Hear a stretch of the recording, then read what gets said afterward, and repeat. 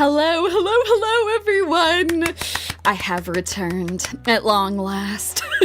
I have returned from the magical, wonderful world of New York City. And it's so nice to be back! Hello, everyone! I hope you had a wonderful week. I have all kinds of crazy stories for you all from my time in New York. It was quite an adventure this time. This is actually my third time going to Anime NYC. Bear and I tend to spread out our convention trips, adventures, misadventures sometimes. As you all will soon see. But yeah, this was the third time we'd ever gone to Anime NYC. I am personally of the opinion that if you're going to go to a big anime convention in the United States, you should probably go to Anime NYC. Anime Expo is technically bigger, but it's also very hot. The line management is terrible. They always get the fire marshals called on them every year. Whereas Anime NYC, you have the air conditioning is at full blast the whole time. It's very comfortable inside. Actually, there was a bunch of very accurate reports from people on social media that there was no con stank, like, at all. Like, it was very nice smelling. And by nice smelling, I mean you could smell the popcorn stand everywhere. You could smell the popcorn. For people who aren't a fan of popcorn, maybe that wasn't the most amazing thing. But for me personally, it was pretty cool. For me personally, it was pretty dope. So yeah. Yeah, I was pretty amazed. Essentially what that means is that folks were doing a much better job of actually making sure to wear deodorant and washing themselves, which you would hope would be like a basic thing, but you know, sometimes this is not actually the case. So yeah, no, it smelled great. It smelled like popcorn the whole damn time, so that was wonderful. The temperature was actually pretty reasonable outside too. The last time that I went, back in 2023, that was when Anime NYC was still a like more of a late fall convention, like November. And I actually really hated it because it would be really cold outside and then hot inside the convention. So like it was impossible to dress for. I'd have to wear like heavy sweaters and then like have to like try and peel them off. So thankfully, with it being in the summertime now, it's much better because then I can just wear summer clothes outside and inside the convention. It's wonderful. Yeah, I would say the busiest of the days was Saturday. I think that was the only day where I was like, there's a lot of people. Oh God. But the rest of it was a lot better. I actually found it was very smooth to navigate. They do a very good job of having tons of entrances to places. I think the only times where things were a little tricky is if they had long lines for stuff, but they did a really good job of trying to wrap lines around booths so people wouldn't like go into the aisles, which was amazing. That was really smart. It helped out a lot to make sure that like the lines were not obstructing traffic. There were some people who would like stop in the middle of like the flow of traffic and then everyone would slam to a stop behind them. So that part was unfortunate, but thankfully it was pretty easy to navigate around those folks. But yeah, it's actually a 4-day convention now. So Bear and I were there Thursday, Friday, Saturday, Sunday, which was wild. And there was a lot of stuff that was happening. We actually spent the vast majority of the time hanging out in the exhibitor hall, the gaming area, and hanging out with all of the artists in Artist Alley. It was incredible. So yeah, no, it's wild. So anyway, I have all kinds of stories for you all from our latest travels to Anime NYC. For one thing, I am very happy to report that as of this latest Anime NYC, for me personally, I felt a sense of pride because I realized that women have truly made it into the public anime scene. For many, many decades, women have been part of the anime, manga, and light novel community, but they have often hidden away, not gone to conventions and things. But that has changed. That is no longer the case. Women are actually going to these conventions. Tons and tons of women. The moment when I knew that women had truly made it into our wonderful anime community was when the lines for the women's restrooms were really long. This was the first Anime NYC where I was like, oh, it's just like every other place I've ever been. Yay! And now we finally caught up to the rest of all of these other communities. Yeah, they really got to do something about that because now, I mean, women do take longer to use the restroom for a variety of reasons. It's unfortunately baked into being a woman. And also there were a lot of female cosplayers, so folks were also going and like fixing their makeup and their hair and everything. By the way, everyone was so awesome.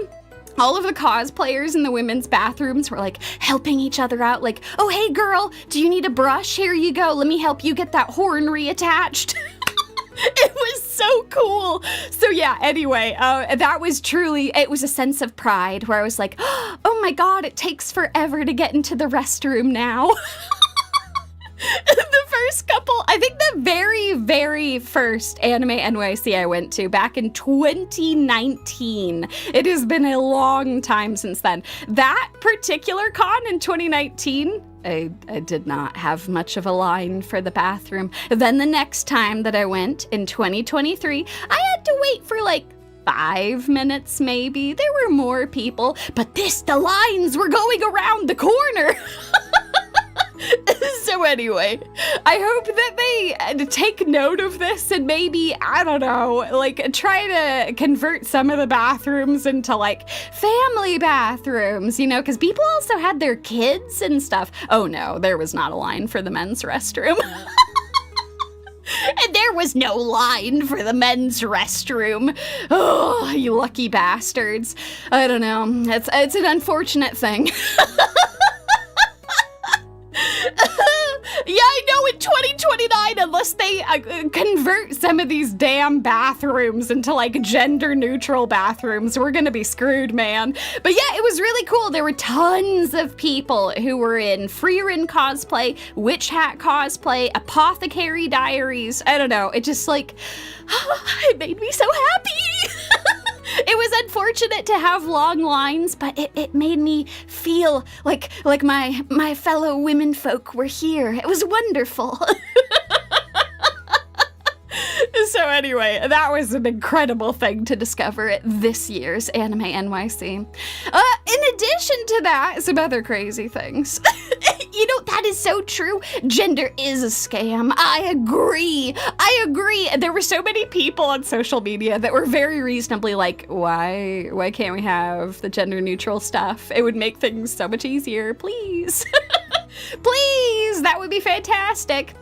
So anyway, yeah, no, for real. The only time Yumie is happy seeing a long line for the bathroom. Yes. But I also got to see some really cool shit while I was there. In particular, I was insanely excited because the worldwide premiere of Psyren happened at Anime NYC. Okay, my millennial snake ass is now going to explain to you why this is so exciting. Okay, all right, so Psyren. It's a bit of a cult classic. It's from the 2000s. Yes, those 2000s.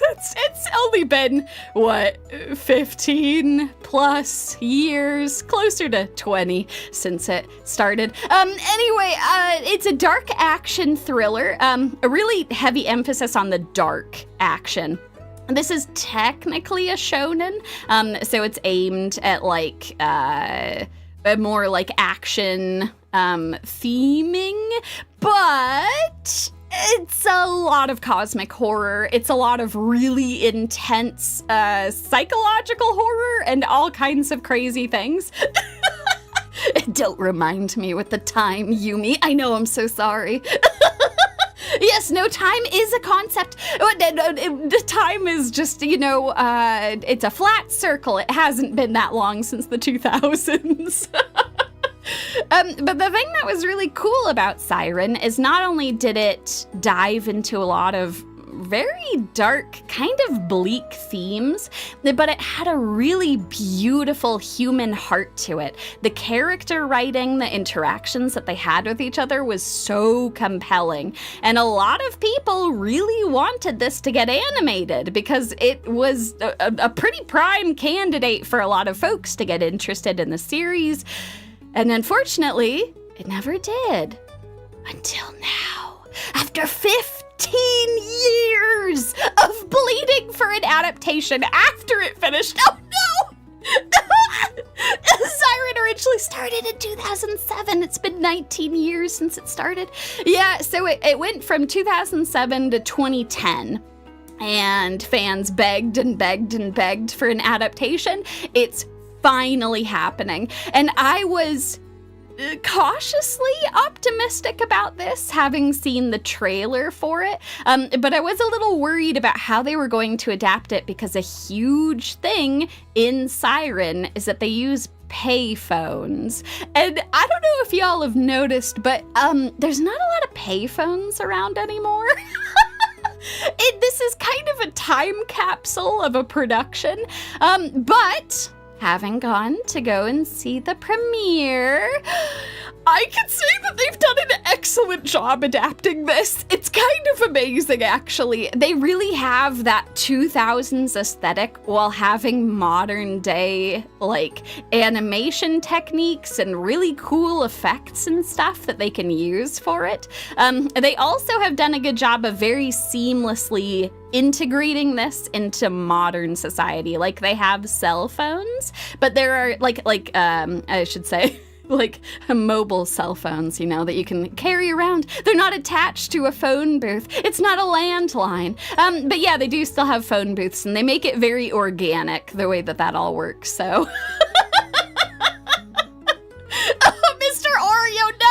you're telling me it took 19 years for this manga to get an anime, but they adapted 3 seasons of a vending machine isekai. Oh! My bones!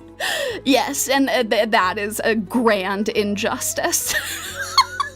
The world is not fair that is the case, but thankfully they're finally adapting this. It's fantastic. They've kept a lot of the really good comedy from it, which is great, as well as some of the darker tones that they're already hinting at in the first episode. And, yeah, the action scenes look really good. Look at this. This is from the trailer, so I can actually show this to you all. But holy shit, this is phenomenal. Yes, indeed, I was very sneaky. I very sneakily made my way to Anime NYC. I was covert, in disguise. I know, that poor Snek. It didn't deserve that. But yeah, it was phenomenal. All of the action scenes looked so damn good.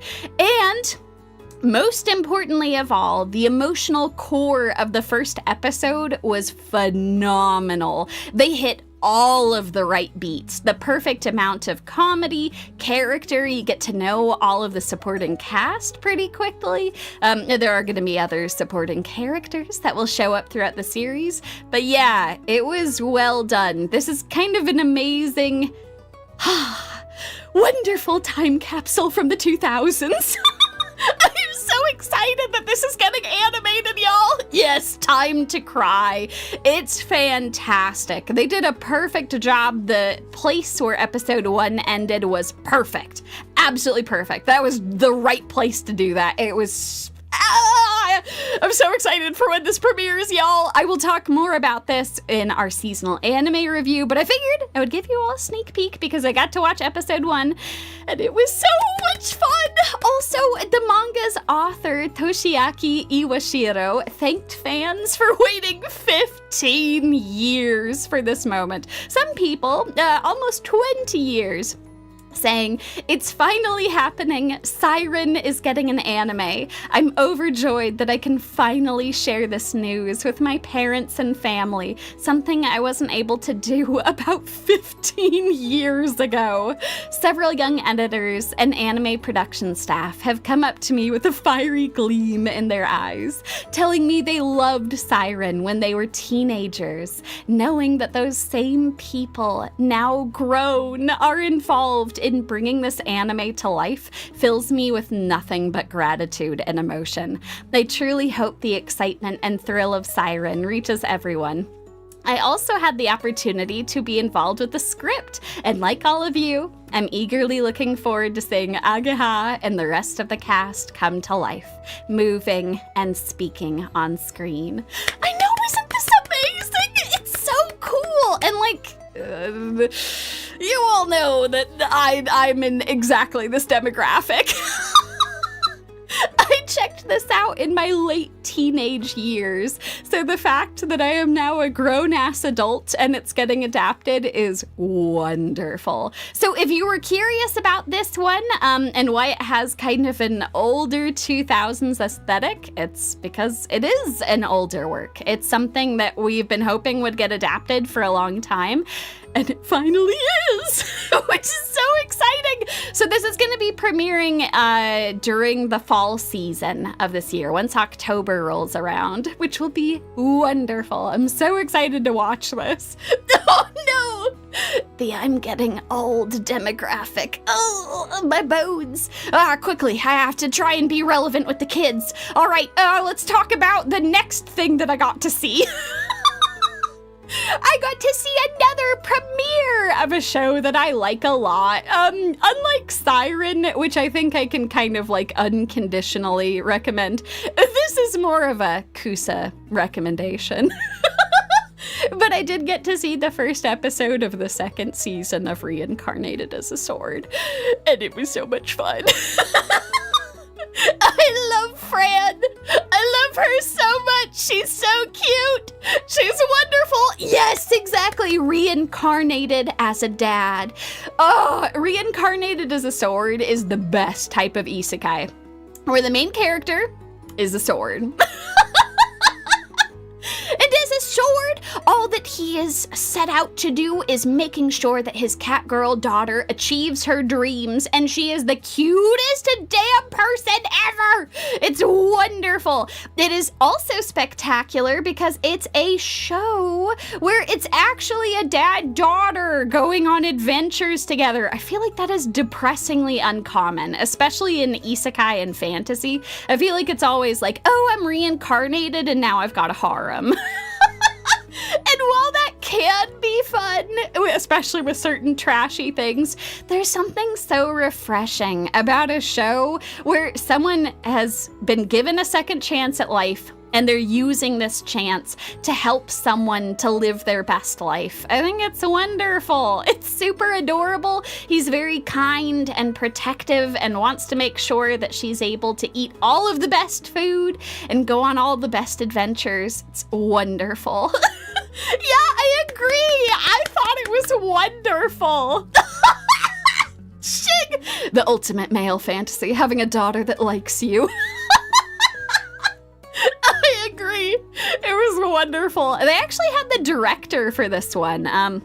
He'd flown all the way in from Japan to talk about it, and he was super excited to see the crowd. He was talking about all the fun animation stuff that they're going to be doing for this season. And by the way, the animation for this show is way better than it has any right to be.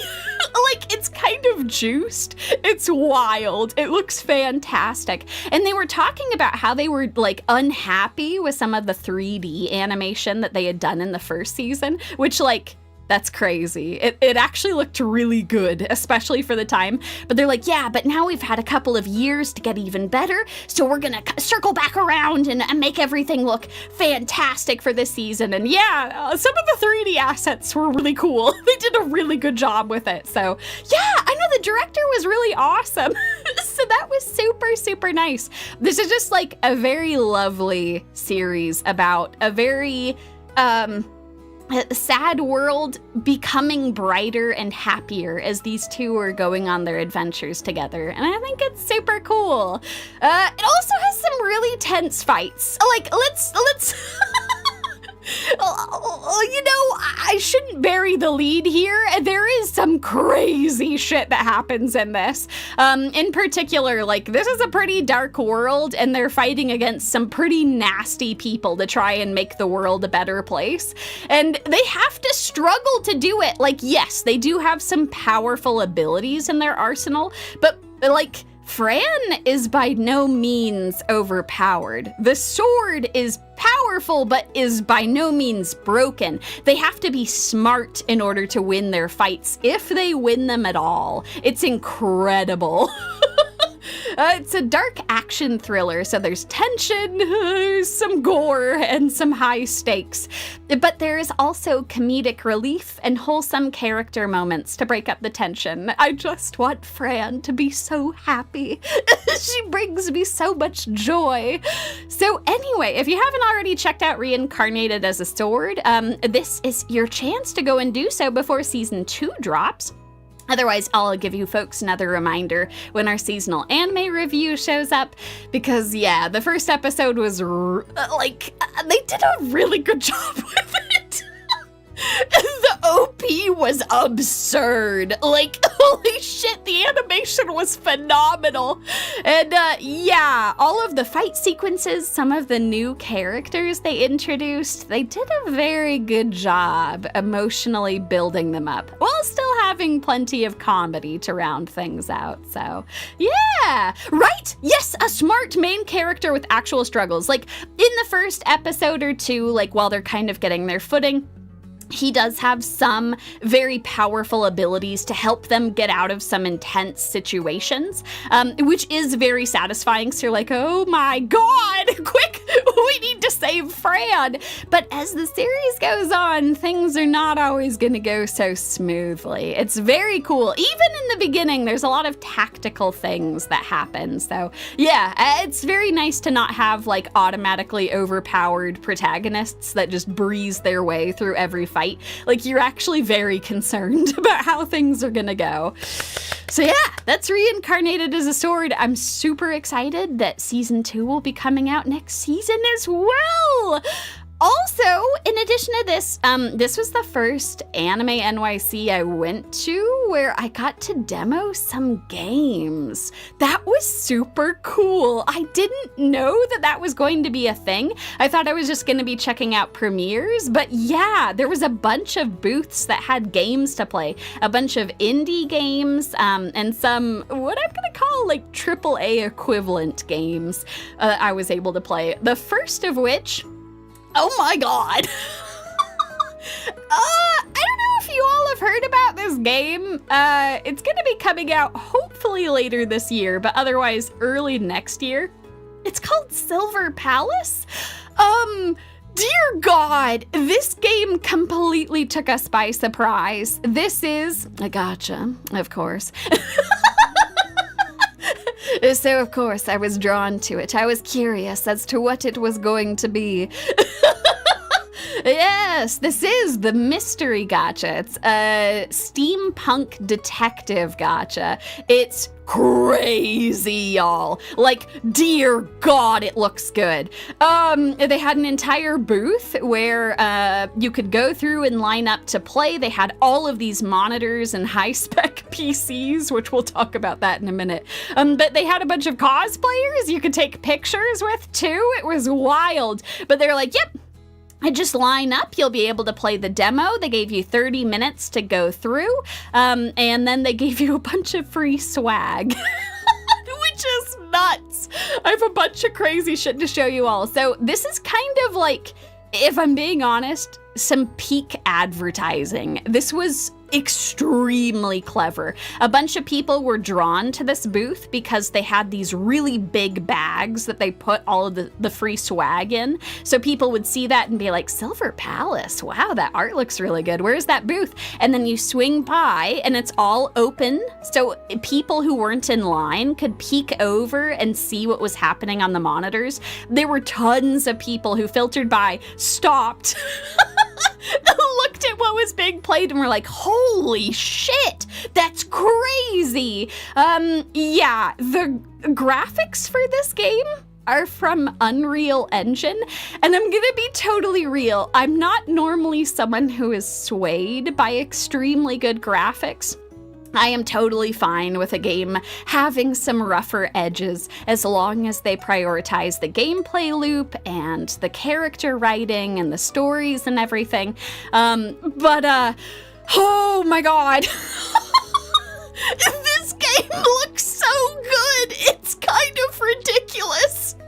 Like, the in-game rendering is unbelievable. Yeah, I know, right? The tutorial boss is shockingly good. It's insane. It looks incredible. It's kind of like the perfect combination of having AAA graphics, but with, like, a gameplay loop that's actually fun.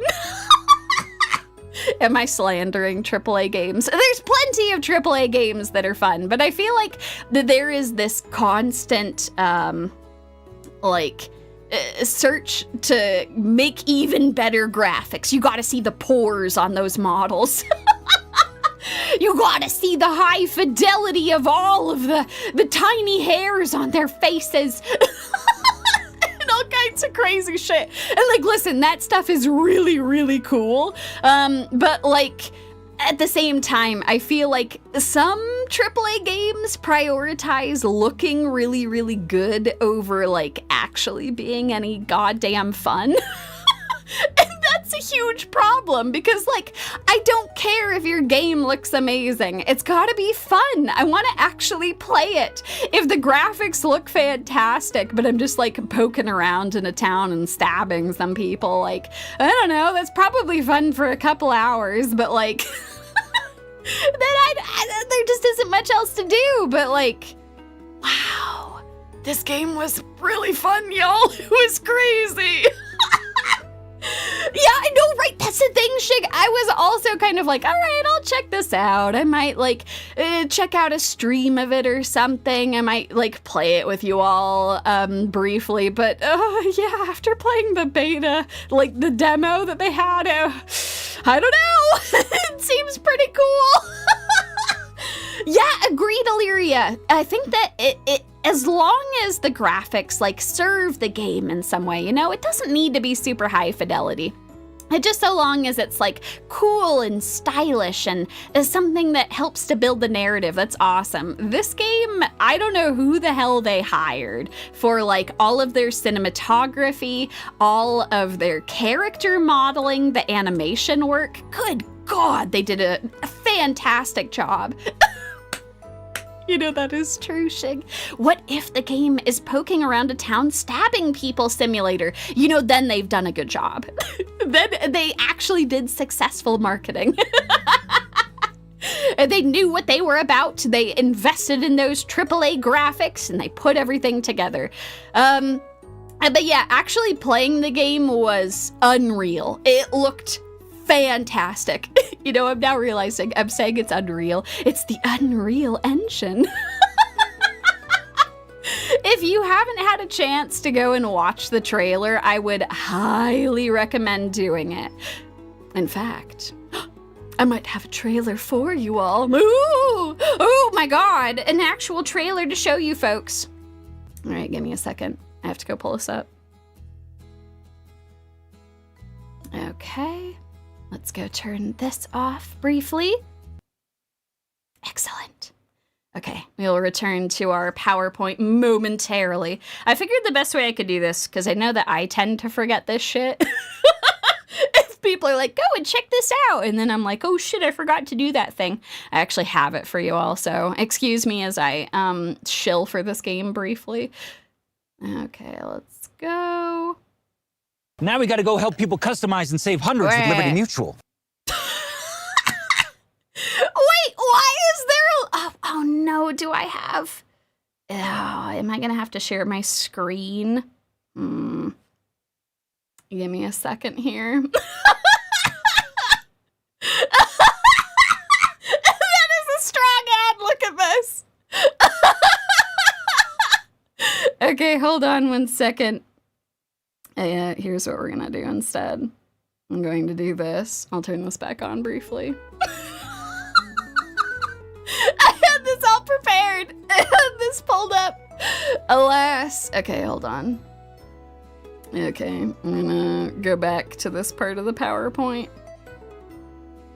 We will go here. Okay, so here's what I'm gonna do. Let me see if I can actually pull this up elsewhere. Give me a second. Let's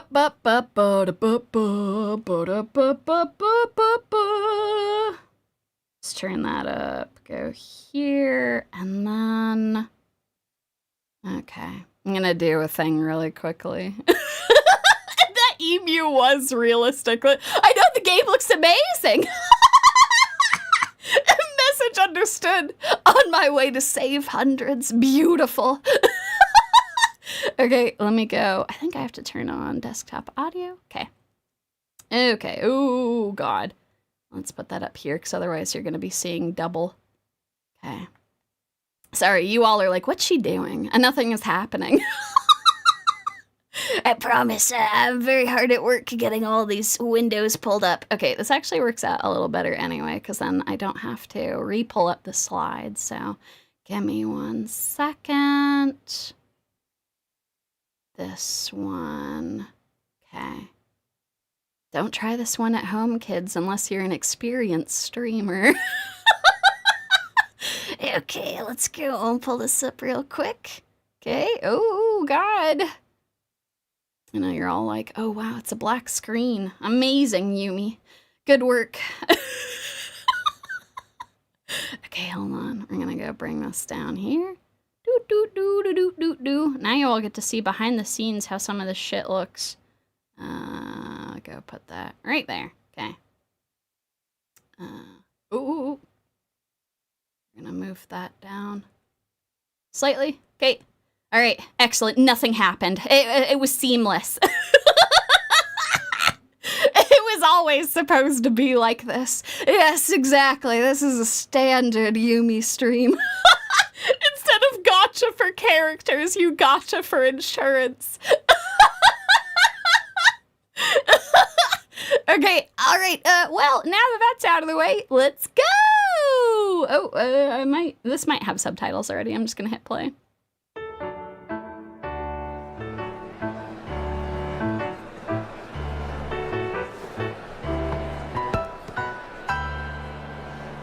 An enchanting tune. Not dancing to it would be a crime.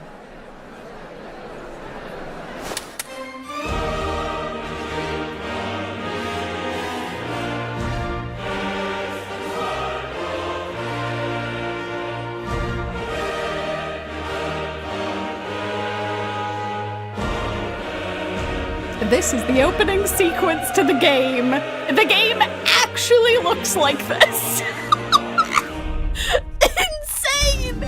The curtain falls. And you could Thus fly! have I come to thee. You have a You're a steed! woman of many faces. Which is the real you?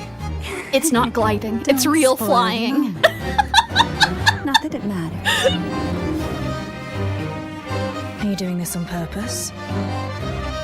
Instead of trite questions, what you should be concerned with is how this dance of ours will end. Yes, there is Yuri. You all are so As astute. ambiguous as always. But I've come to expect that. Shh. Dive any deeper, and you may just drown. We were utterly unprepared for the incoming disaster. This case is a clue that I'm interested in. I'll accept the investigation.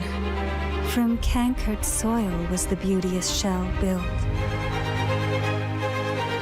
They live unwooed and unrespected. Fate. The rain drowns out the wailing and washes away the blood. Hold your horses. First, we've something more important to do. I shall return to that place, find the culprit, and end this once and for all. Such fair creation. Time and again undone by fate's changing course. Only thy eternal summer shall not fade. Good lord.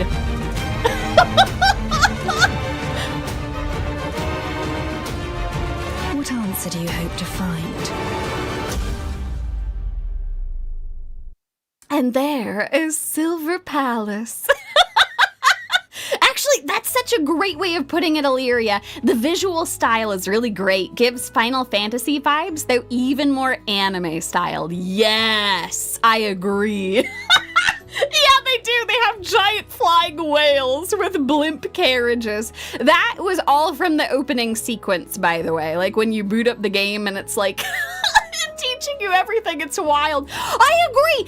So they don't have an official release date yet, but the fact that they had the demo in such good working condition really makes me think that they are going to have something ready by the end of the year. Apparently they've been, I think the beta has been around for a little bit, not too long, I think a couple of months, and things have been going very smoothly, so yeah. But yes, this is going to have, it's kind of, I think Souls-like is a decent way of thinking of it, but it's a little more, like, I would say fair. Souls games are very punishing. Yeah, no, this was the demo. This was the demo. It looked exactly like this. Exactly like this. It was shockingly good.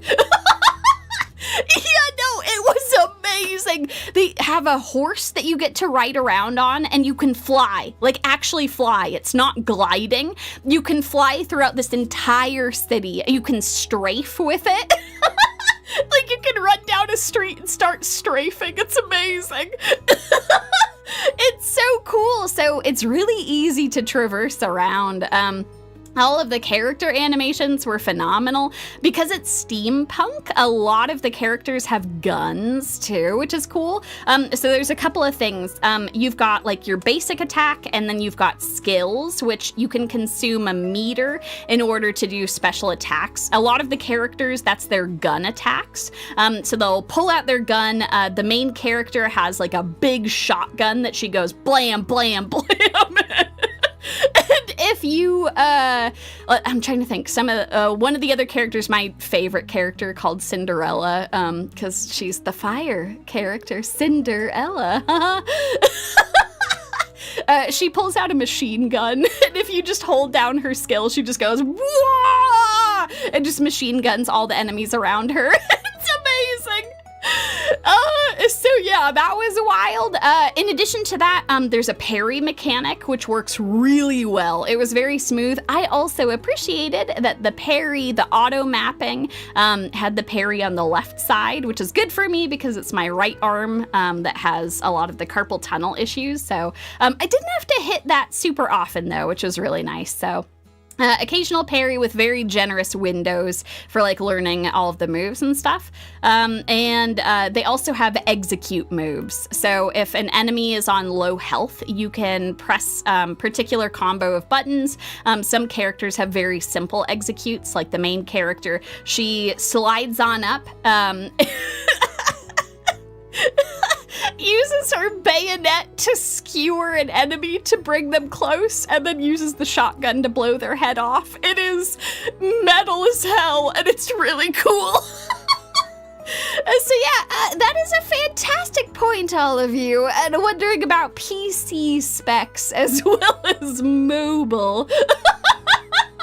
Oh no, Uematsu Parry. Parry's my middle name, 100 times removed. removed because I suck at parrying. No, this was quite generous. I was able to get into parrying pretty easily. They have a very cool tutorial boss that helps to explain a lot of the mechanics, which was super cool.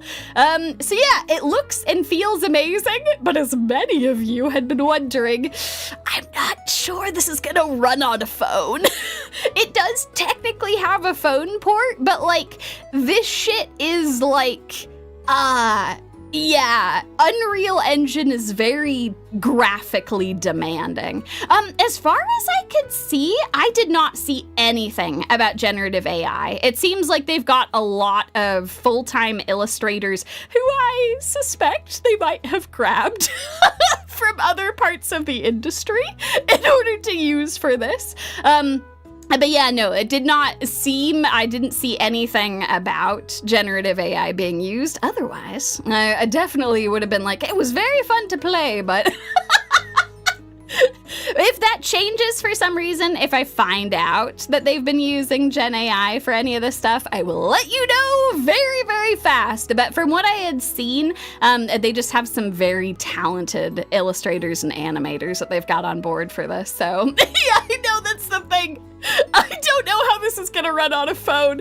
But yeah, I think for sure running this on PC or console should be just fine. I do wonder what specs they're gonna require though, especially for like some of the graphics. I have to imagine that if they want this to be runnable, you have to be able to turn the graphics down a little bit.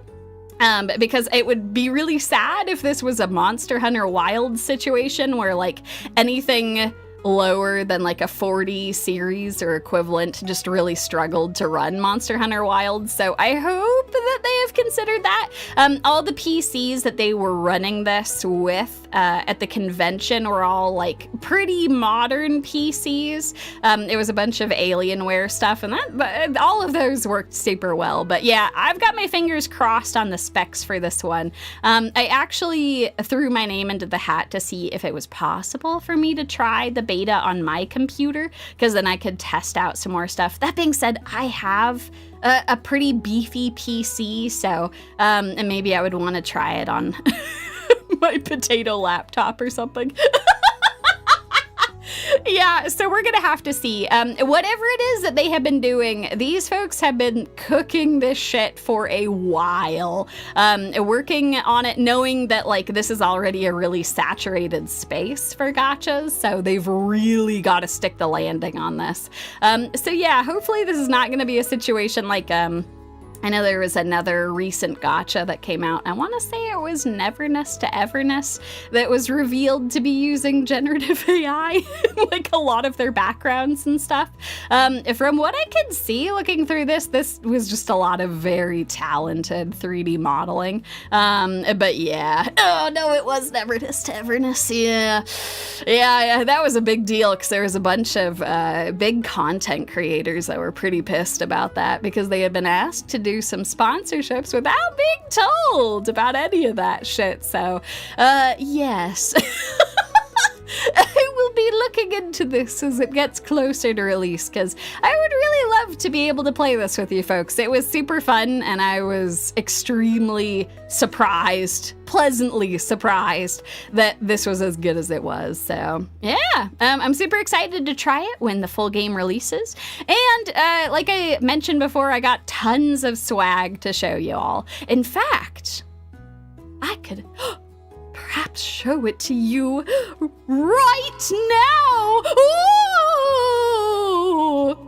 It's time for the Handcam section. Ooh! Man, can you imagine? That would be super cool to actually get a sponsorship for that. I don't know. I had a bunch of fun playing that shit. Let me, hold on. Ooh. Alrighty. Hello, everyone. I have now moved over to my Handcam section of the stream. How are you all doing today? This wonderful fine day that we're all having. It is swag time. All right, so hold on. So they gave this crazy acrylic that went that goes entirely too hard. Let me try to tilt it like this, but it is very shiny. Look, you can see my light. It's shining back. I know, swag. But yeah, they do, like a lot of gachas, have a male and a female playable MC. But I do appreciate that all of the promotional stuff has been with the female main character having some very wonderful interactions with the other female cast members. Yeah, no, they just had a whole ass acrylic stand to go with this, like an art acrylic to go through. And then, let's see. I have a fan. A super cute fan for one of the characters whose name is Alf, which is adorable. So a bunch of people had these that they were like using to fan their faces. Like a lot of the cosplayers had these out, which is really cute. And then I have a whole guidebook. Oh, it's so fancy. Hold on. Let me see if I can do this without a bunch of glare. Okay, yes, there we go. Ooh, it's so fancy. It's got like a little... God, I don't know. The production on a lot of this shit has been crazy. They have put so much money into this. It's kind of one of those, like, go big or go home moments where, like, clearly they've got the juice and they're using all of the juice that they can to try and get this shit out. So, anyway, let's open up our dossier. Where shadows whisper, traces never lie. Yeah, I know. It looks like a wax seal. It's so cool. Sorry, that's like very close to you all. That might be out of focus. I'm looking at it on my screen and it looks all right. But yeah, then we've got info. I'll try to read this to you all. Background. Now, this is an open world RPG. Oh, hold on. Let me. There we go. All right, now you can at least see the pictures while I read it. This is an open-world RPG with a story unfolding within an old-world metropolis. Silvernia. I do like the commitment.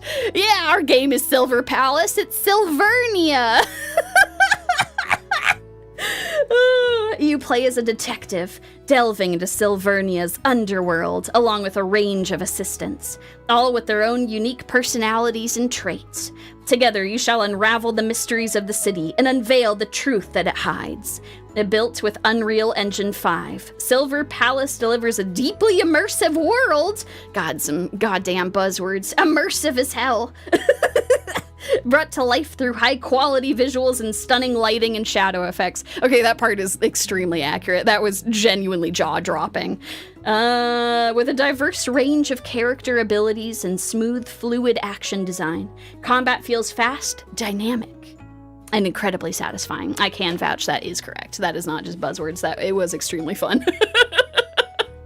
Silvernia, where we have silver streets, silver houses, silver toilets, everything is silver. Even this goddamn wax seal is silver. It's all coming up silver.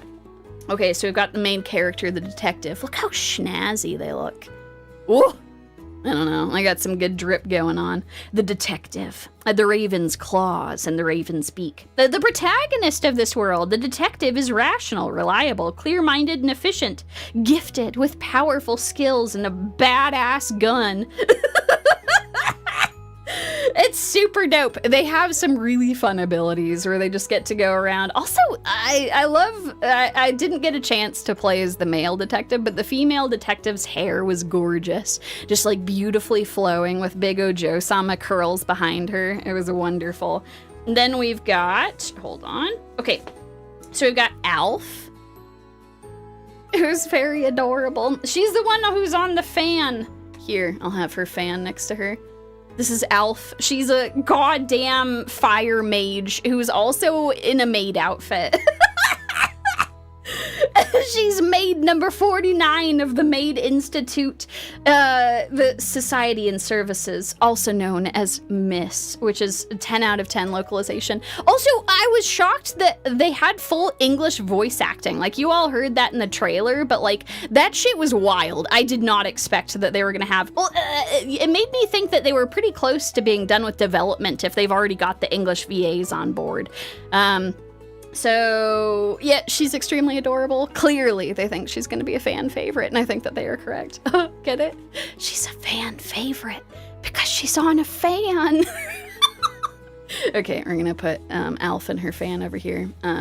We'll put fan there. And then we've got Argos, who is a bartender with a goddamn gun sword, and a bunch of cool-ass, like, potential water magic. A young bartender who has a silver tongue, but I really love a lot of the character art for this shit. It's crazy. Ending Barts, yes, exactly. Ooh, and then, hold on. Those are the main characters they're showing off here. I've actually got some more I can show you all. The back of this was just showing off that they've got like a bunch of different control things. They're like, look, you can use all kinds of stuff, like a controller and a mouse and stuff, and here's some QR codes. Oh god, I don't even know if those are in focus. There they are. Excellent. A sword that shoots guns. Yes, exactly. An easy way to stop bar fights.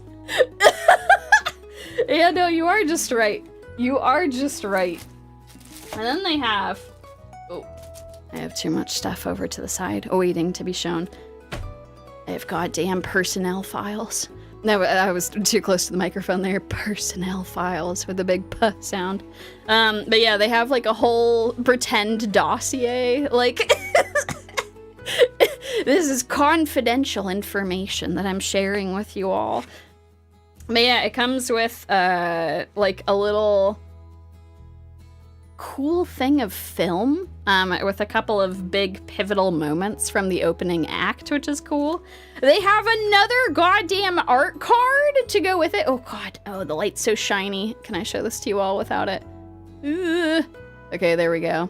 But yeah, this is another one of the key visuals that they've got for it. It's got a little postcard on the back, which is great. Yes, no, that is true. Classified information. What you're about to hear can't be heard anywhere else outside. You all are getting the first scoop.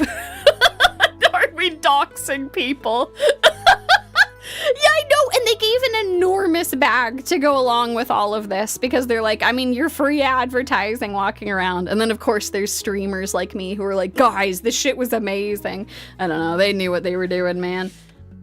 Okay, so in addition to the folks that have already shown you all, we have additional information on Lauren. He's a guardian, who his lines are, let's keep those brats in check, and then we'll get to have our vacation in peace. I mean, listen, I can respect wanting a vacation, but also, I don't know, we're gonna have to find out if he's actually on our side or not. I know I was played like a fiddle. Here I am on stream being like, guys, this game was so much fun. But it's okay. I have another game I'm going to talk about afterwards that I'm very happy I get to share with you all. Because this game, like, you all were probably going to hear about this shit anyway. But now you hear from the Snake Lady herself that she enjoyed playing this. We also have Firtho, another guardian. But she's, as opposed to being electric, like the first guy, she has radiation abilities, which I'm sure that.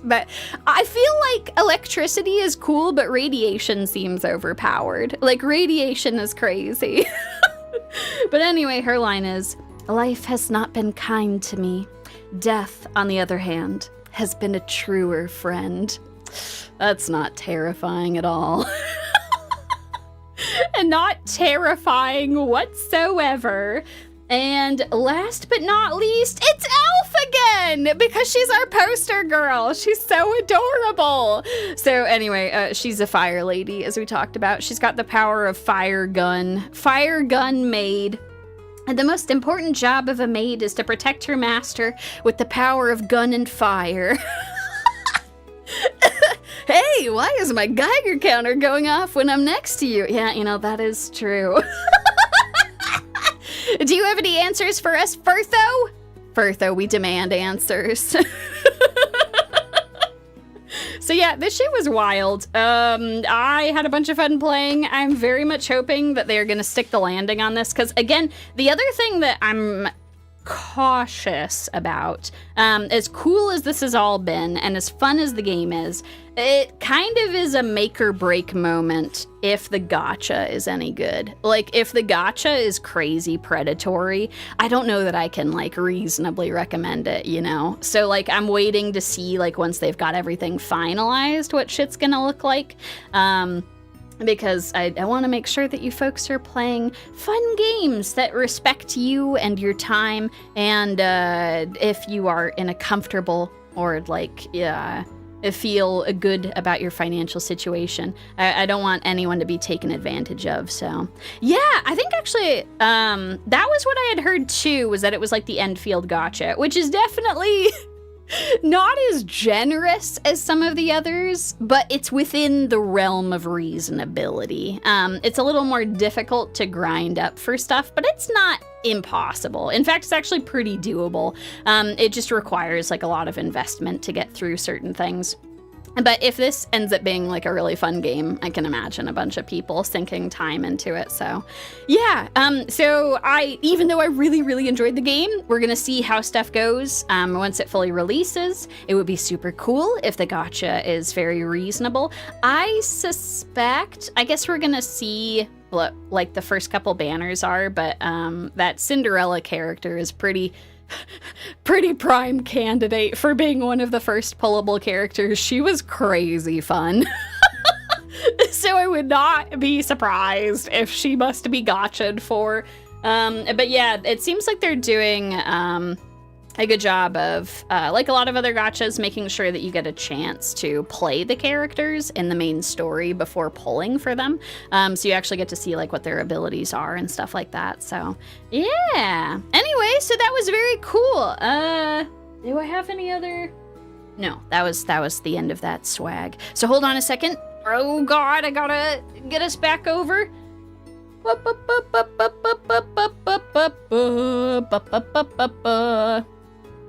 Back we go. We're over here again. Hello! Hello! No! Yumie, when this game comes out, I want Cinderella. It continues to fail the next 10 pulls. Yeah, and knowing, I don't know, I've had some better gacha luck recently, so fingers crossed if everything goes to plan. Maybe it would actually be all right. Let me actually move this out of the way for us. Ugh. Okay. Oh, sorry, I'm over here. Ugh. Okay, excellent. Sorry, I was putting that out of the way for when I do the next hand cam section. But yeah, the other game that I got to play, so Silver Palace was a really big, highly anticipated game. There were tons of folks that were going and checking out the booth who were excited to go and see it. I also had a chance to play some indie games. There was a whole gaming area in the bottom half of the convention center.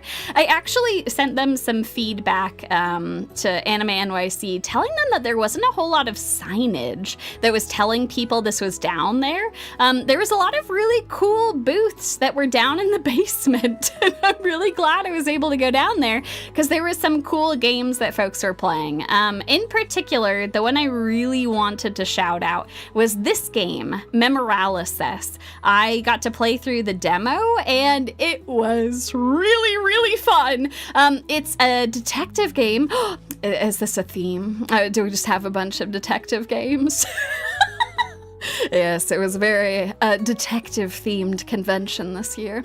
But this is a very different detective game. Instead of doing lots of pew-pew with guns detectiving like Silver Palace, this one, you're a telepath. And you might think that's a very powerful ability as a detective.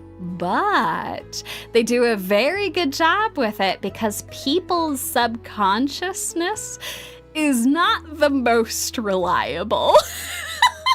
It often adds more threads to untangle than it helps to resolve things. During the first bit of the game, when they're introducing you to this mechanic, it's fantastic because the person whose perspective is being viewed, like, clearly cared about some things more than others. So some of the people in her memory are out of focus. Some of the things are just scribbles because she didn't pay attention. Some of the people are even blurred out entirely. It's really cool. So yeah, it's fantastic. They've done a very good job of giving you a lot of threads to pull at and trying to make sense of everything while acknowledging that humans are very imperfect beings. We don't have perfect recall. We're not going to be able to I know that some people are able to remember things super well, but even then, that's the person who the detective hops into the mind of first. And even that person was like, eh. I didn't know what they were talking about here, so I had no idea. Topher, mine would just be a blurry mess. No, it's really funny. There's, without like spoiling anything, there is a big kind of get together of a bunch of scientists at the house of one of the heads of this company, and they reveal their new prototype that's going to be there. And in the in the memory of the person whose mind is being read is just a bunch of scribbles. Wonderful technological marvel is just a bunch of scribbles, and the detective's like, oh, well, and now I have no idea what this thing even looks like. This is ridiculous. It's super cool. So it's a very clever framing device. The characters are very smartly written, and I love the art. Speaking of a game that has very evocative, very stylish art, this game is spectacular. It does a great job of setting the tone and the vibe, making the characters interesting and relatable while making you not really trust any of them. And it's a murder mystery. One of these people has murdered someone, and you have to figure out who it is. It's also cool because some people will subconsciously block out information that they don't want you to know within their minds, which is very cool. There's a lot of fun ideas here. And because I showed you all the trailer to Silver Palace, it's only fair that I show you the trailer to this game as well. So hold on one second. Let me go pull that up. This should be much faster this time because I have this all ready to go. Perfect. Okay, let's back this up. They actually have commissioned a fully animated intro to this game. So let me go get this pulled up. Excellent. And let's go down. There it is. Okay. All right, y'all. Let's hop into it.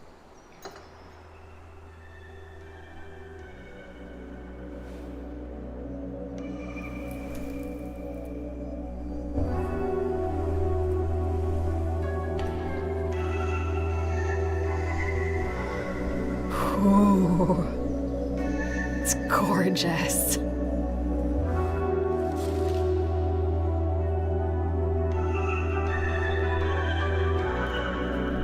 And there's our murder victim.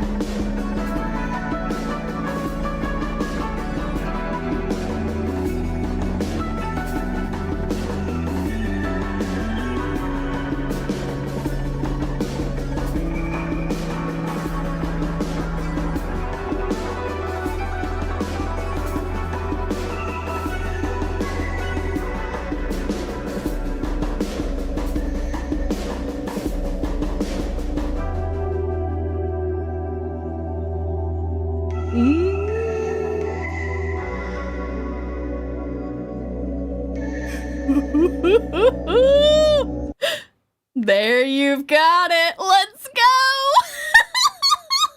Right? I thought you all would really enjoy that. I was so excited to play that. Holy shit. So yeah, that is Memoralysis, which is really cool. The music, I'm so glad that you all enjoyed that trailer so much.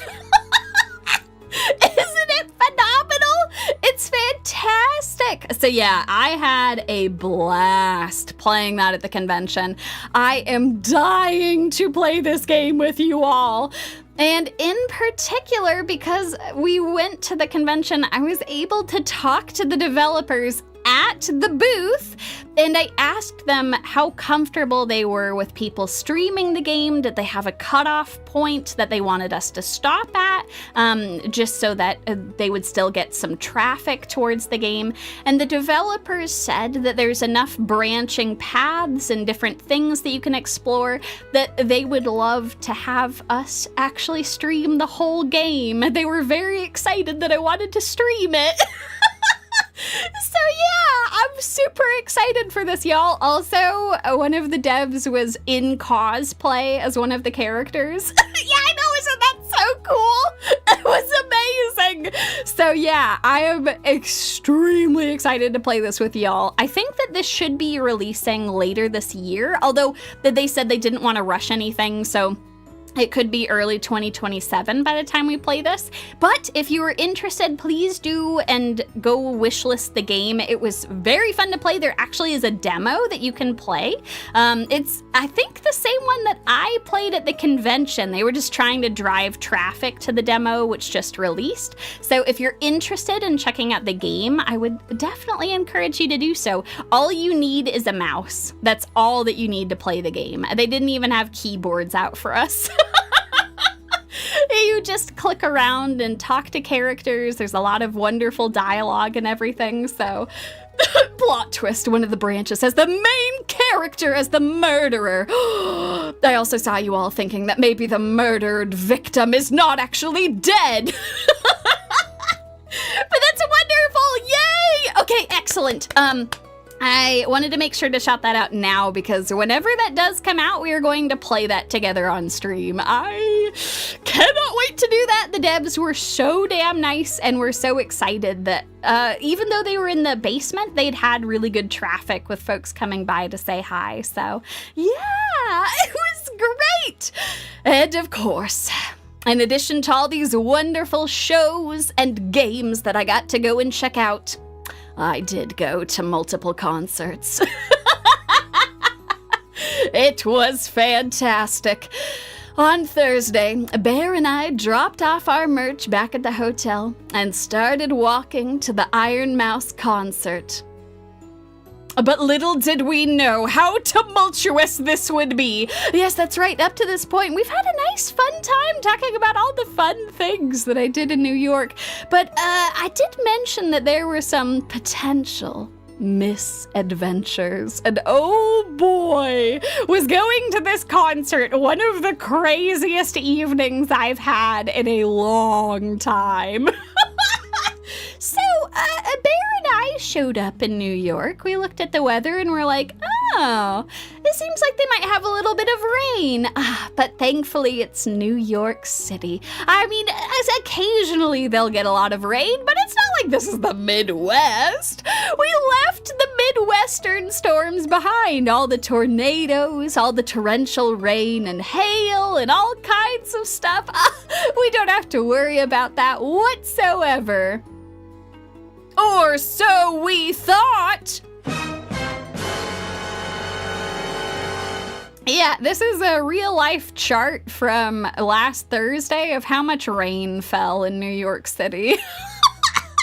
You might notice that New York City has about almost 4 inches of rain, which, hold on, I can do some calculations. Inches to centimeters. That's about 10 centimeters of rain. It's about 10 centimeters centimeters of rain. We started walking to the convention, which is where the Ironmouse concert was. It was being held in the basement in their main venue. The storms hit us with a firm no. As soon as we left the hotel, the skies opened up and torrential rain started falling, the likes of which we had not seen since we had left the Midwest only a day prior. And we're like, wait a second, hold on, this is supposed to be the East Coast. It's not supposed to be like this here. I know they get some crazy storms, but why is this happening right now? So we started running to the convention because we're like, well, shit, we gotta try and get there. We need to seek shelter from this. We tried to hail so many cabs and they just drove right past us. They were completely empty, but they're like, nah, I'm not pulling over in this storm. And we're like, please. Please, no. Then we tried to see if there was a better way that we could get to the convention, someplace we could hang out in, and the cell service was spotty. The storm was so bad. It was crazy windy. It was just pouring rain. So we had to run soaking wet to shelter at the convention. My raincoat was completely useless. Oh my god, I'm so pissed. This stupid thing at a certain point stopped rejecting the rain and started accepting it. It was bullshit. I was dripping onto the floor when we walked into the convention center on Thursday evening. It was wretched.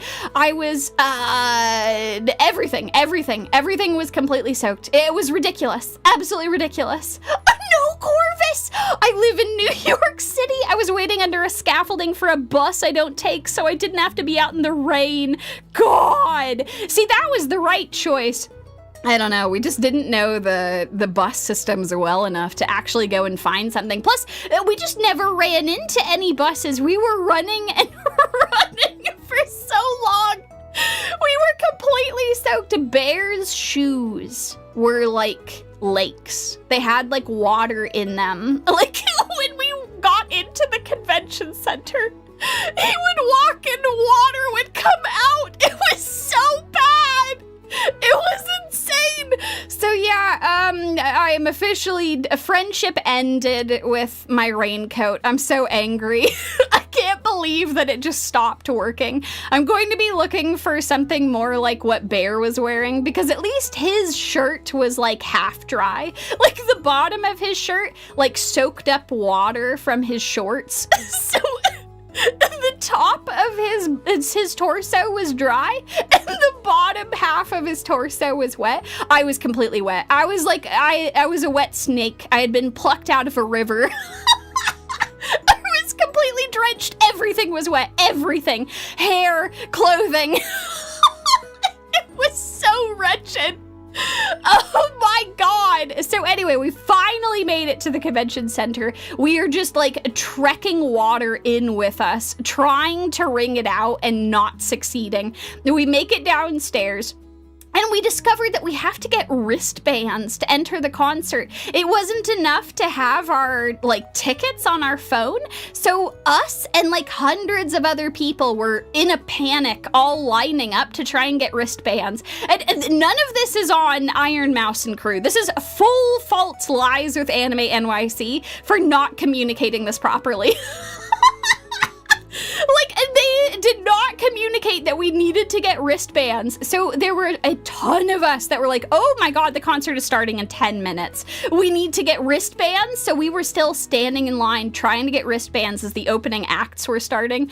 And I'm like, oh, okay, well, I might be able to check out some of the streaming stuff later to at least catch some of those. But we finally got the wristbands. We go through the same damn line we were in with the wristbands. It was pointless. They could have just scanned our goddamn tickets for how long it took. It was ridiculous. We double scanned. They scanned our ticket to give us the wristband, and then they scanned our ticket again to get us through. It was so dumb. The whole thing was dumb. It was completely pointless. So anyway, we finally made our way through. We got the wristbands. We raced into the concert hall as the show was starting. we sit down, and then everybody stood up. Because it's a VTuber concert. Everyone's super excited. They've got their pen lights. They're ready to go. So everyone stands up. But the problem is that this isn't an actual concert hall. This is Anime NYC in the basement of the Javits Center, which means that there is not an angle for the seats. Like everything is on the same level. In a concert hall, you have all of the seats that like go down on a slope. So if someone stands up, if you stand up too, you will be fine. You will be able to see the stage and the screen and everything. In a flat concert hall, that is not the case. If you are shorter than any of the people in front of you, you will not be able to see the stage. And as you all know, I am an accursed short person. I was not able to see anything. I just was completely wet listening to all of the songs, still bopping my head and everything, but I could not see a damn thing. So, yeah, after the fact, I went and checked out some clips that people had from being near the front.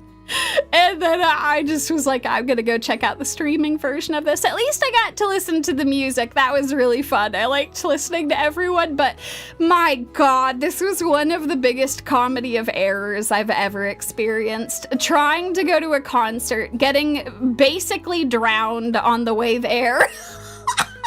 Only to not even be able to see the stage. Because all these tall bastards stand up in front of you and block the way, and you're like, oh man, I can't see anything. Like, if they had all been sitting down, I would have been able to see the stage. But everybody stood up. I wasn't able to see anything.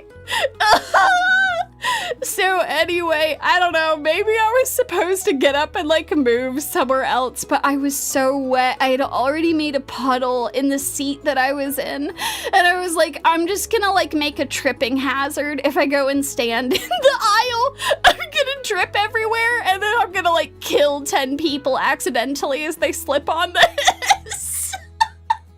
I know, I agree. It is too bad it's not socially acceptable to slither on top of their heads.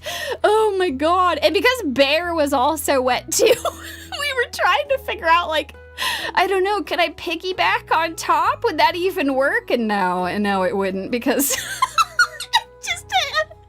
was the biggest, goofiest evening. I don't know. It was crazy. We had to go back to our hotel afterwards. Still couldn't find any cabs. Still couldn't find any public transportation to get back to our hotel. So we walked back in the rain, completely soaked still. The mood awful is exactly it. I actually tried to hang up a bunch of our stuff to dry after we wrung out all of the water from it. And shoes were still wet the next day. So I had to, for over 30 minutes, use a hair dryer in order to dry the shoes. I had to like undo all the shoelaces and open up the shoes as much as possible to get in there with a hair dryer because there were still like puddles inside. It was awful.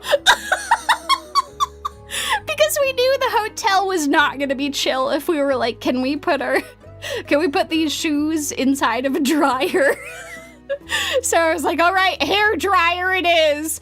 Oh, yes, now certified hotel classic. This is why Yumie steals shoes whenever she can. I need them in case of an emergency like this. So many lessons were learned from this. I think in the future, if something like this ever happens, I'm just gonna be like, we're going back to the hotel. We could just watch a streaming version of this. There is no point to us going in person. Oh, and I'm certainly, I don't know, it's difficult. I want to still recommend checking out concerts and stuff at Anime NYC, but like be aware that if you're a shorter person, you're gonna need to be willing to like be at the end of an aisle or like maybe like standing nearby an aisle so that you can actually get up to see stuff, because good God, there's a lot of tall people. There's a lot of tall people that are out and about doing shit. The craziest thing is that the next day, we saw a bunch of news reports saying that that was truly a Midwestern storm. Like a tornado touched down in New York on Long Island. So, I would like to apologize to all of New York for bringing the Midwestern weather with us. I'm so sorry. I'm so sorry. I didn't think that it would follow us. I really didn't. But knowing my bad luck when it comes to weather, I guess I should have expected this was going to be the case. That an actual, like, tornado-producing storm would show up. So, yeah, I guess, we made it out better than some parts of the city. I'm glad that folks have been very kind with, like, trying to help each other out to pick up some of the pieces from a tornado touching down. Please, if you're in the area, make sure to look out for if folks need support and things. This was specifically on Long Island that this happened, which is crazy.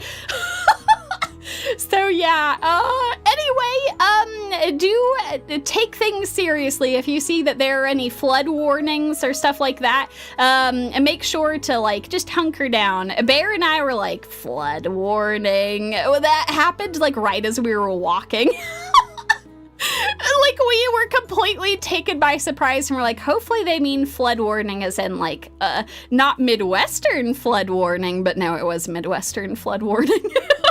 Yumie brings the wind and the rain. I didn't think it would be as bad as the Midwest, and it was, and I'm sorry. I'm so sorry.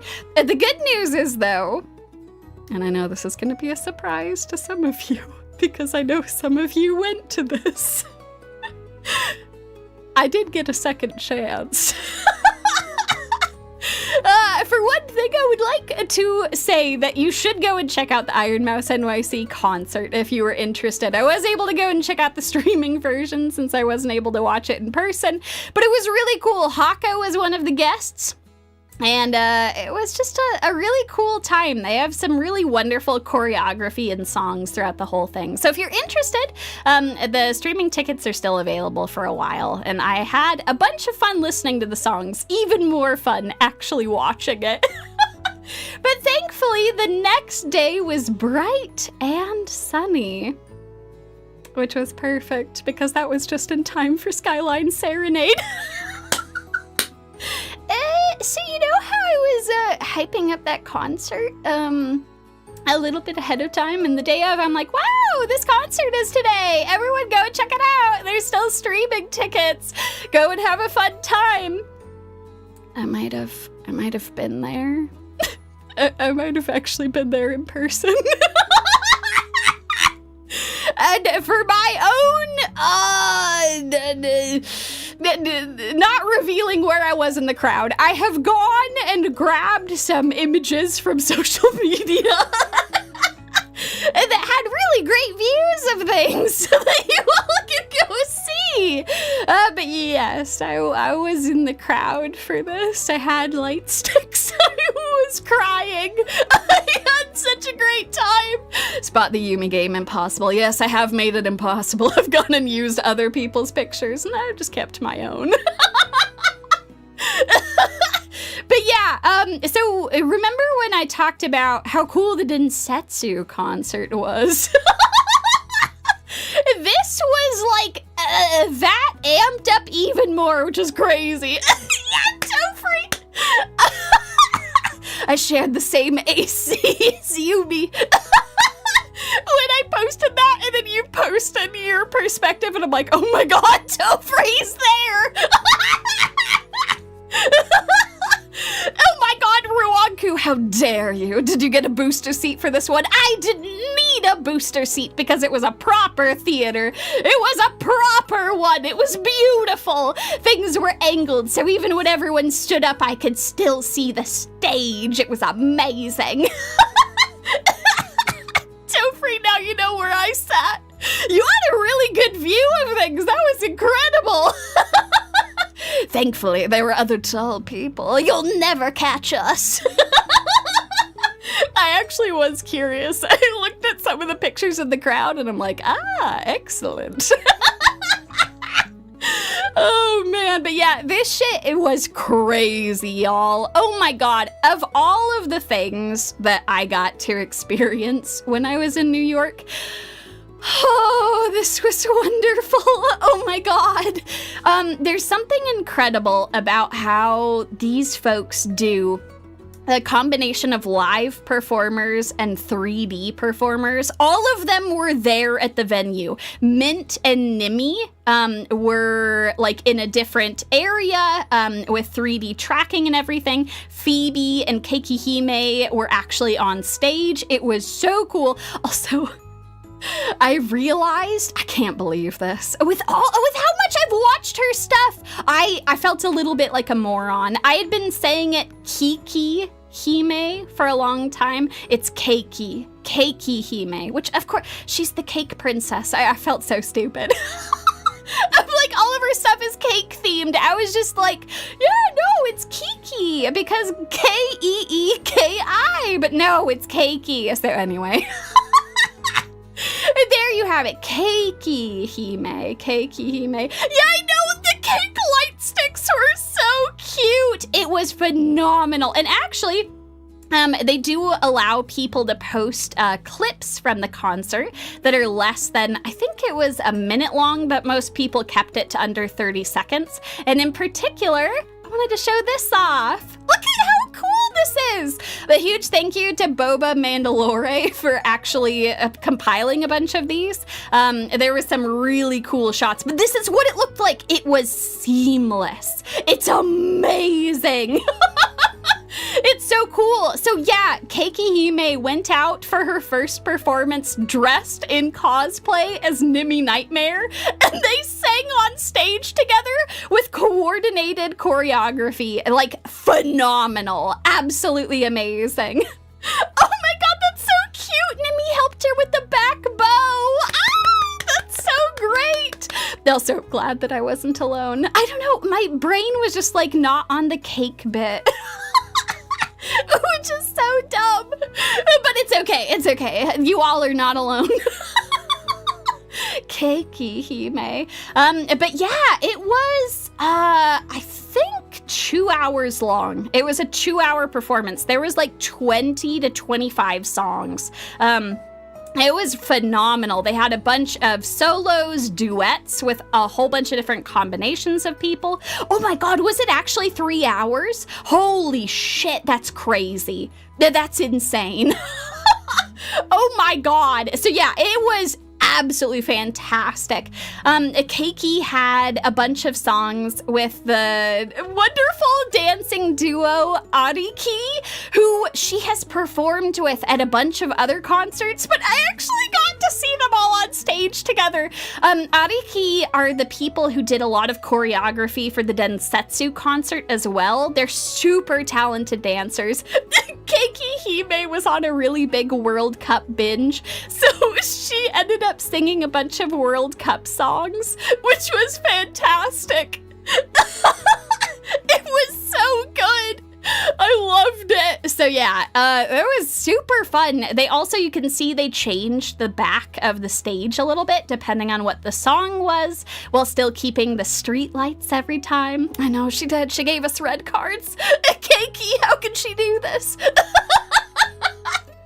But yeah, if you're not already checking out Ariki's stuff, they post a lot of cool things, dances that they're a part of, or choreography that they've helped to do.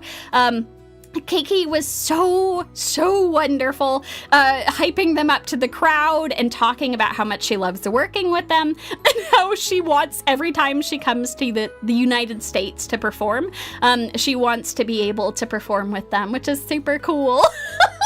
Yeah, I know! It's crazy! The stamina that they had for this was wild. It was incredible. And then they would have MC sections afterwards where they would have to talk for a while. It was nuts. So yeah, they did a spectacular job. Also, Keiki had arrived in New York that day. She was supposed to arrive 2 days prior. I ran into some visa issues with that being delayed, and then there were crazy storms in Austria. So she wasn't able to fly out on Thursday, so she had to fly out on Friday to the convention. then get over to the venue so that she could actually perform for this shit. Like, that entire story was insane. She just sat down for her MC section and was like, man, can I just say I'm real tired? She's like, I can't believe that I'm here. This is crazy. It was really nice to like see how the crowd was able to like invigorate everyone and help her to like get over the jet lag plus like the lack of sleep of being exhausted, thinking she was gonna get here days in advance. So yeah, no, it's wild. Absolutely incredible. But yeah, that's actually a really good way of putting it, Tofree. It's because they take turns. They don't get pushed as hard as one group concerts. Matsu, goddammit. Dang, I can't believe she had so much trouble in Australia. Yes, the Austria of the South.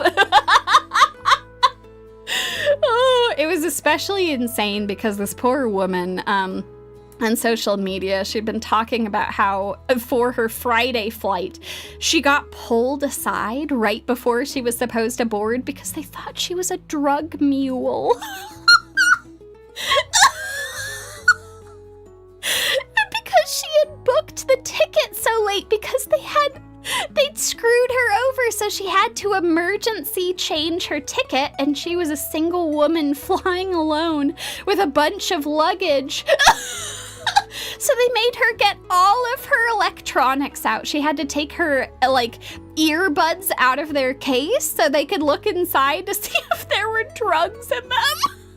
Like, how horrifying is that? This poor woman. But she actually made it for the concert. She was there. She was able to perform for the whole thing. All of her outfits, her dances, her songs were fantastic. So I'm so grateful she made it there all right. The nice silver lining is that at the end of it, it sounds like folks were very apologetic for having pulled her over. And she was like talking to the immigration officers and everything. And they're like, so why are you going to the United States on such short notice? And she's like, because I'm performing in a concert today. And they're like, wait, really? And she was like, yeah, I'm gonna be at this concert. Come and check me out.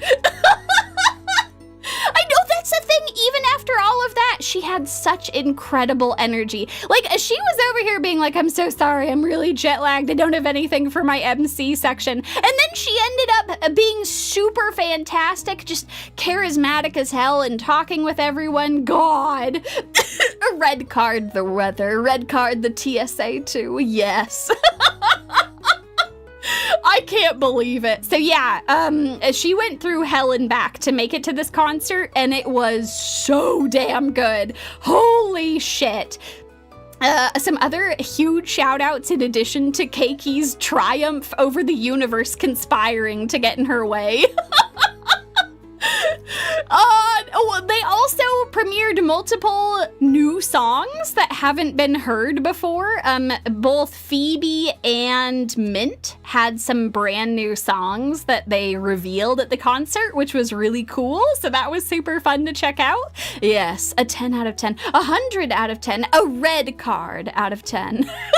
And as you all had mentioned, Shachi Moo and Nimi had a wonderful duet together. Oh my god, it was all over social media. I was so happy because like it's good like self-promotion for the concert, for people to see all of these wonderful moments and all of the cool choreography of folks. It was really cool. It was also adorable because Nimi was holding Shachi and having her go around and around. It was so adorable.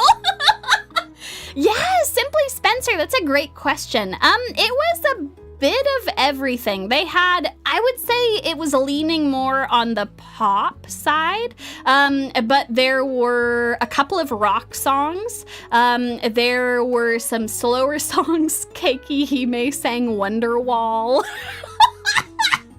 Which was great. There was also a couple of anime songs. The ending number in particular was the OP for the original Dragon Maid, and it was fantastic. Oh, it was so good.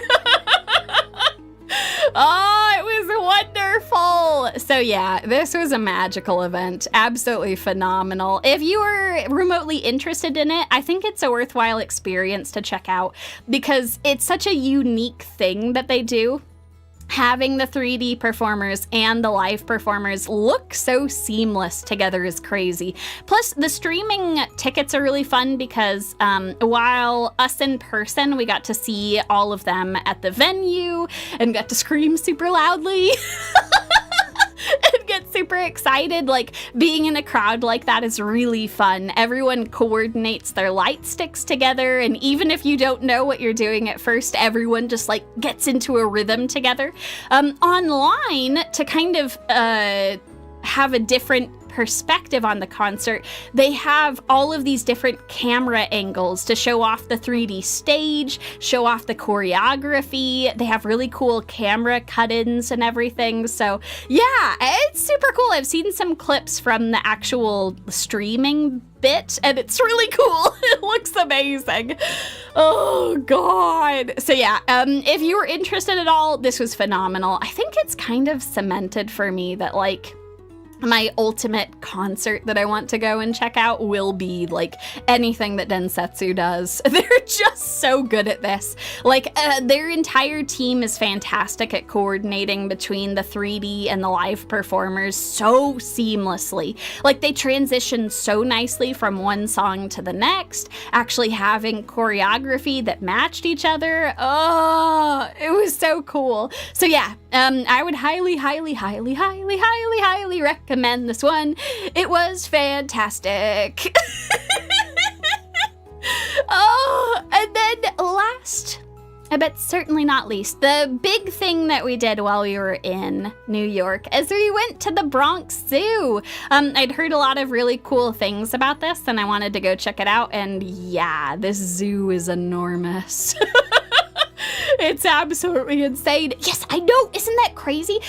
Speaking of the concert, I have no idea how they managed to coordinate everything for those concerts. I think it is so cool to see put together. I hope that they continue to get to do more of them. It was cool. They completely ran out of merchandise at the venue, which is good. That means that like it'll be a lot easier to fund these sorts of concerts in the future. Thankfully, they still have a bunch of merch online. So I was able to pick up more light sticks there. But yeah, they had run out of a lot of other stuff by the time I was there. But yeah, that's some good shit. God, yes, Mint's jazz karaoke is fantastic. Big things in the Big Apple. Yeah, the Bronx Zoo is fantastic. This is a big aviary that they had. So a bunch of birds were flying through it because they had this big wide open area with the netting. There were a bunch of penguins that were having a fun time. Oh man. Oh no, magical! You reminded me, during my first grade, when I was in New Jersey, we nearly had a school trip to the Bronx Zoo. Ended up not happening, Sag. Now, what I will say is that you should make sure to have a map if you ever go to the Bronx Zoo, because it is not the easiest zoo to navigate. There are actual factual dead ends where like a path will just go on and then it will just stop. It won't like connect to anything. So we had to backtrack a lot to just like make our way back into the proper bit of the zoo and find our way around. It's also very hilly. There's a lot of hills in New York. It's just like when I used to live in Seattle. There's so many hills everywhere. So you'll get a good workout going up and down. Oh, and good! I'm so glad there are still streaming tickets for the VOD. Good. Excellent. And yes, actually, speaking of Madagascar, that was probably, in addition to that really cool aviary, that was one of my favorite parts of the zoo. It was really close to the southern entrance that we came in from. And yeah, they had a lot of cool stuff. Look at these fossa. They were so floofy. They were just having a nice time, hanging out on their branches, looking around, trying to see if there were any prey animals to go after. Spoiler alert, there were none. So they were just remaining very vigilant atop their branch. And then They had so many lemurs. Oh my God. And the lemurs were just like having a chill time. They were swinging from branches. They were hanging out. They were chatting with each other. We walked in as the red-ruffed lemurs were calling at each other, and it was the craziest thing to listen to. I wonder if the echo is enough to try and hit that. It was like,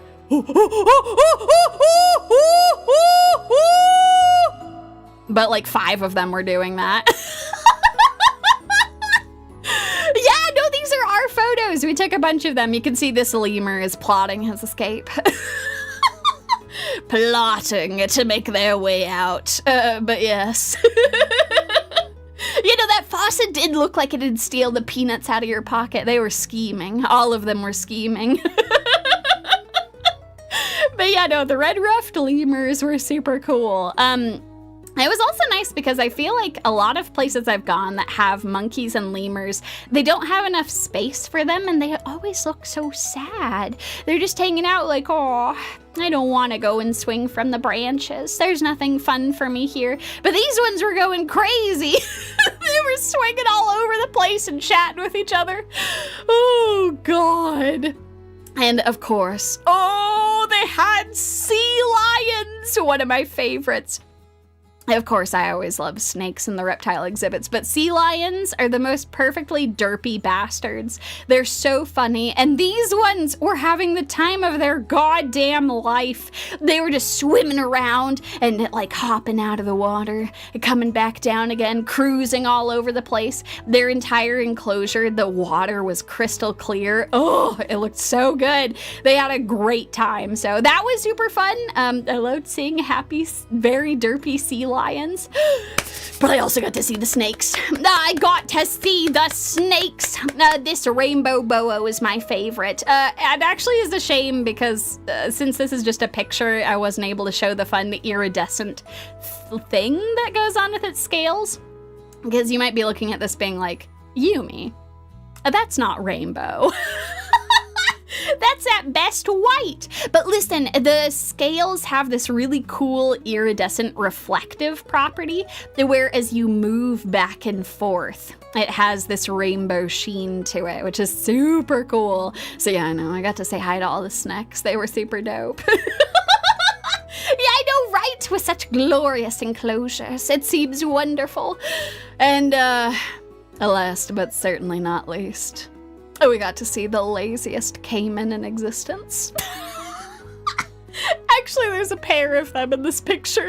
Look at them. So perfectly flat. Is just enjoying themselves hanging out on that log. Yeah, I know, its feet. It's just laying off the edge like, ah, yes, this is my natural habitat. I know, it's perfect. It's flat. Friday! It's beautiful! So yeah, all of the reptiles were just having a great time. Yeah, this was also kind of how I felt at the end of the weekend because it was very fun, but there was a lot of walking, a lot of slithering, a lot of moving all over the place. We checked out all these upcoming anime premieres, checked out a bunch of games, did a bunch of walking around, checking stuff out. So we were pretty flat at the end of all of this. So that meant it was the perfect time for us to kick back with some tasty goddamn food. I know you all have been waiting for it. The wonderful food pics. I was saving them for the very end here. I now present to you many of the wonderful meals that we had. And we did, of course, get a bunch of very weeby food at the con. They had a whole bunch of food vendors that were all over the place. Actually, obnoxiously, some of the food vendors were using AI art for their stalls, which was like, not great. And there was a lot of side eyes from people walking past them being like, do I really want to buy from your establishment?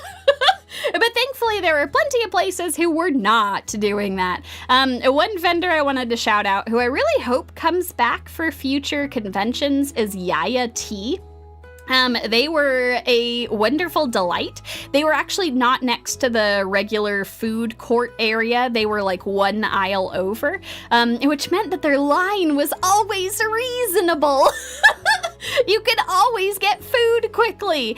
So they had a bunch of onigiri that you could pick up. They had boba tea that was really tasty. So that was wonderful. So huge shout out to them for actually having decent stuff. But yeah, no, the food vendors using the AI right next to Artist Alley. What a decision. What a goddamn decision. I know a bunch of people sent in feedback being like, can you ban those people? Don't let them back, please. Don't let them do that. That's ridiculous. But yeah, so anyway, that was super cool. I'm happy that we were able to get some tasty stuff there, not from the AI art, the food people. In addition to that, we did go to some fancy restaurants. And we don't really go on big trips like this too often, especially not like the two of us going off on adventures. So it was super fun. We had saved up a little bit to go and check out some fun restaurants. We got a reservation for Rolo's, which is an American food restaurant. I say American because it's a lot of really tasty wood-fired stuff. There's a really big barbecue and wood-firing culture in the United States, and it was very, very tasty. So yeah, Rolo's was fantastic. They had really good steak and wood-smoked lasagna. It was really good. Actually, it was kind of too much food. At the end of it, we're like, damn, we could have gotten away with like half as much of this. Like we damn near rolled out of the restaurant, or rolled out of Rolo's. But yeah, this was super cool. I have to look up, oh God, I got my phone pulling up the stream. Let me see. I'm looking up Rolo's, New York City.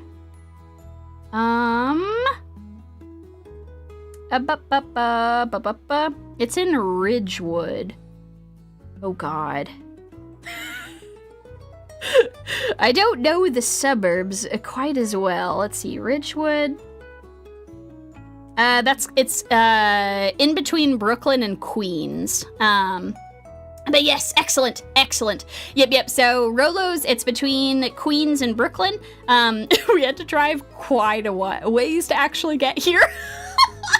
Because the convention is in Manhattan, which, my God, that's expensive there. So it was quite nice to actually go adventure elsewhere within the city. But yeah, this place was super dope. Definitely make sure to get a reservation. They were packed when we went. There was a bunch of stuff. In addition to that, we also, when we were in the Bronx, which is northeast of Manhattan, the Bronx has their own Little Italy, and from what I understand, it's kind of... I don't want to say that the Manhattan version of Little Italy isn't legit. It definitely is, but the Bronx is like where a lot of the Italian immigrants really settled down.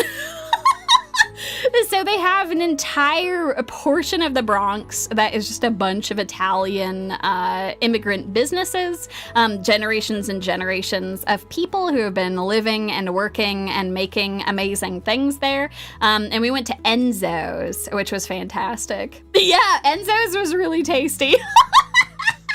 Should I add it to my bookmarks? I would definitely check out that part of the Bronx.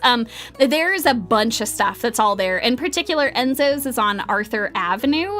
Arthur Avenue has a bunch of Italian restaurants, bakeries, patissiers, all kinds of stuff that's there. And they're Italian and hand motion Italian. Yeah, the person who, I actually think he might have been, one of the owners was like checking in on our table quite a bit, and he was so wonderful. He was such a nice guy. He was just coming over and he's like, "Yes, my dear, what can I get for you? Oh, the focaccia's fantastic." So yeah, we had some really good focaccia at Enzo's. It was really great. There's a bunch of other fantastic restaurants right around there. It's kind of worth just like exploring, wandering up and down the block. And we checked out a couple of different bakeries on that same street, a bunch of other cool stuff. The Bronx was like a vibe. It was a nice vibe. It was nice wandering around. I don't know, I like New York a lot. There's a reason that it's like one of my favorite places to go and visit. They have so much tasty food. They have so much tasty food everywhere. Like, of course, it is a very big city. It does have traditionally some big city problems. I would say that noise is one of the biggest things. It's a very loud city. Also, folks are very loud talking to each other, but I kind of love it. Actually, when we were on Arthur Avenue in the Bronx, so we went and stopped by this bakery to grab some stuff. And there was this older family that was sitting in the back, and I mean, like, they were all like grandparently sitting in the back, and they were all just loudly talking to each other, being like, "Oh man, oh, can you believe how crazy it's been getting so hot out here? That climate change, I tell ya." And coming from the Midwest, where people are just like, they kind of like keep to themselves, like. Yeah, people don't talk about that stuff, like, out in public. But you just had a bunch of very old grandparents being like, "I tell ya, oh, we gotta do something about this climate change for the youngsters." And you're like, damn, I love New York. It's incredible. No, they were fantastic. They were so sweet. They were like talking through stuff and like just super kind. And they waved at us as we left. They're like, "Have a nice day, y'all." It was so sweet. Also, John's of 12th Street. Saturday afternoon. All right, excellent. Ooh, I want to go and check that out. Oh, I always like getting good food recommendations. Yeah, exactly. It is. It's something where you should definitely go into New York with expectations that, like, it's gonna be loud. There's gonna be some parts that are dirty. They're trying to get better at some of the sanitation stuff, but this is a problem that all big cities have. If you've ever been to Paris, you'll know what I'm talking about. I've heard that's quite a shock for people who have like heard about Paris as this beautiful, picturesque place. And then you go to Paris and you're like, oh man. I'm not saying that Paris isn't pretty, but Paris is very New York-like. This is a problem that all big cities have. Oh my god, Tofree! My friend has really bad allergies, and that was one of the places he could pick more than one thing on the menu. He literally cried when they brought out vegan parm for his first time to eat ravioli. Oh my god, I need to check that out. That's wonderful. That's great for me too, because I always have to take like all kinds of medication with me when I go places, so that I can actually eat cheese and milk products. Oh, but yeah, I guess that's my recommendation for checking out Little Italy in the Bronx. There's a lot of really cool stuff that's around there. I appreciate that recommendation, y'all. Thank you. The one biggest recommendation that I do want to give, especially I think Tofree, you were going to... If you ever have a chance, I think you all would love this place. One of the best meals I have ever had was at the Pig and Cow, which is a really clever play on words. It's a Filipino restaurant. It's actually really close to the Beacon Theater. This is where we ate before we went to Skyline Serenade. And then it's like less than 10 minutes away from that theater. And it's a bunch of Filipino food and Indo food and Malaysian food, and it's all so good. Sea Gang, rise up. You all have the best goddamn food on the planet. I'm sorry. To all of the different food cultures, there's so many different wonderful tasty things that exist. I am obsessed with so many different types of food, but I personally, me as a person, I am obsessed with Southeast Asian food, especially Indonesian and Filipino food, like a lot. I really love Indonesian and Filipino food. Yeah, they have. Oh my god, it was so good. It was so good. It was phenomenal. They were so nice. They had a bunch of really, really, really tasty food. And I did start crying.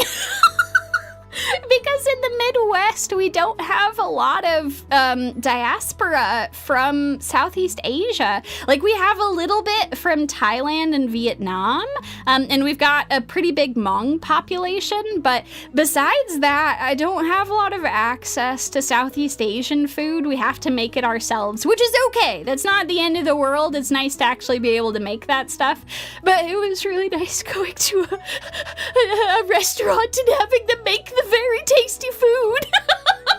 It was so good. So yeah, I would highly recommend to this restaurant. They were just fantastic people who cared a lot about things. The servers were really knowledgeable about stuff too, which was awesome.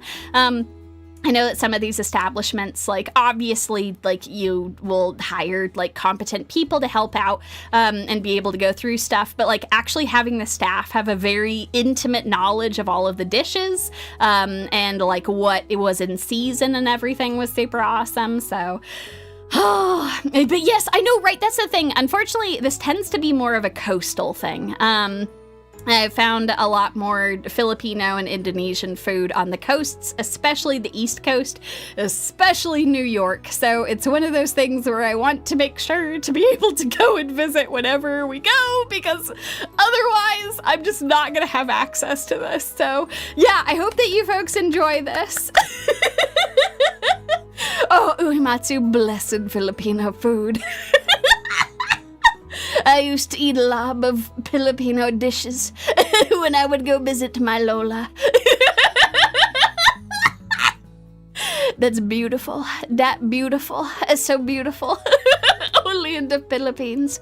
Oh, so I know I actually have a very large portion of my audience that is Filipino or Indonesian. So if for whatever reason, if you folks are ever in the United States, if you're ever in New York in particular, this place was fantastic. And there's a lot of these sorts of places that are in New York, which is incredible. So anyway, I was very happy I was able to eat this. And of course, because we were in New York, you gotta get New York slices. You gotta go and get pizza when you're in New York. It's the pizza place. It's the place to get pizza. You get enormous pizza slices, you fold them up, and you eat them. A place that was pretty close by to the convention was Vito's. That was extremely tasty. But you can pick up the New York slices on like damn near every corner, and it's all gonna be really good. There's just a lot of really tasty pizza in New York. In addition to this, there's also a lot of really goddamn delicious halal food.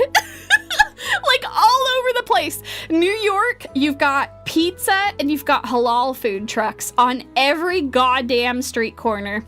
The one that we went to was really close to the Javits Center. It was literally just called the New York City Halal Food Truck. I got some gyros and some chicken dishes, and it was wonderful. In my humble opinion, if you're going to visit New York, you gotta get pizza and you gotta get halal food. It's a rite of passage. It's beautiful. They're everywhere. Like, what I have seen from so many folks when people are like, well, where should I get the pizza? Where should I get the halal food? And it's whatever is closest to you, because it's all good. It's all really good. Whatever is closest to you, you walk there, you get that, you grab yourself a beer or some other fun stuff to drink with it. And then you go and you eat that pizza, and you eat that gyro. You have a goddamn good time. So yeah, that was phenomenal. We had a great time. Oh, those are all of my big food highlights from my time in New York, which means it's time for us to go back to the merch. I got some more merch to show you all because we picked up a bunch of things. In fact, I have so much merch, I can't actually show it all on camera. I'm gonna have to take a picture of it later. Some of the posters I got were physically too big. I tried to test them out earlier and it was simply too much. The Handcam could not handle it. So let me go. We're moving back over. Okay. Perfect. Alrighty. We're back. Welcome, everyone. Hello, we've returned to the Handcam section once again. Excellent. Okay, so I showed you all... Oh god, where is that? There it is. I showed you all of that stuff from Silver Palace earlier, but I did actually get this too. This was from Memoralysis, which is really cool. Yes, no, food is good in general, very much agree. Yes, I got the pink fingies! Pink fingies! So that you all don't have to see my horribly dry hands. I put so much lotion on too, but it's stupid. My skin is bullshit. It's so dumb. I'm just constantly dry and cold. But anyway, I got this, which is really cool. Look how fancy this is. Also, hold on, let me get this closer to you all. Look, you can see in the glasses of the detective all of the suspects. Dun, dun, dun! And they have a little cute wish list on Steam, although it was so sad. The signal reception in the basement was terrible, so they're like, if you could just take this with you and pass it along, that would be great. So yeah. I blame New York City. Based as hell. I got drowned and then I blow dried there. It was crazy. So yeah, this was super cool. I love this art card. Speaking of art, I got to meet a very special someone in New York. It was very, very cool. I might have gotten a little emotional. I got to meet Rosu. One of my favorite illustrators ever. This is a print that I got, and let me show you all. Oh god, oh god, oh god.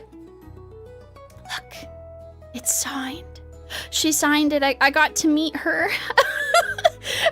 They had an autographing session with her, which was amazing. So I got to go down and meet her, and she was so nice, and she said that she was so happy that I brought this print because it's her favorite one. Yeah, I got to meet her. It was great. I also got, hold on. Let me carefully put this away. Ugh. Oh god, I'm just knocking things off my desk. Okay, I got an art book. Oh, I already have some of her other art books, but this is the new one, so I was really excited to be able to get this. Her art is fantastic. If you haven't seen Rosary's stuff, she is a Japanese illustrator who is very good at English. Like, she has really developed her English skills quite a bit. Which is fantastic. Yeah, no, the good thing, thank you so much for the reflection. The good news is that the reflection, thankfully, if I just tilt stuff this way, it's fine. It's all reflecting back. My face is actually pretty far away from this, so I have the microphone far away so that there's no way that my face is going to be showing up here. Thank you for the shout out, though. Y'all are very kind. But yeah, the other thing I got here, let me turn this way. So this is, it's an acrylic standee with a brand new artwork that she revealed for the convention, which was awesome. So this was part of this. Yeah, I actually, hold on. I actually have both of them already. Give me a second. We're rolling. Oh God, it's so far away.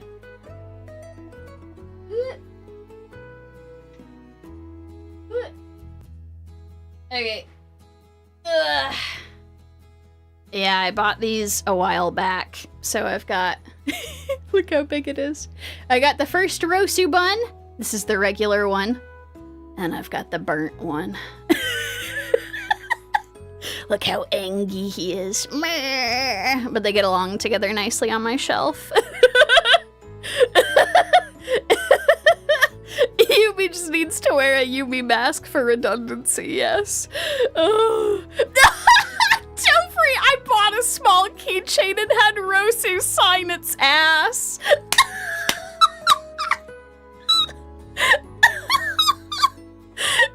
That's amazing. Holy shit, that's incredible.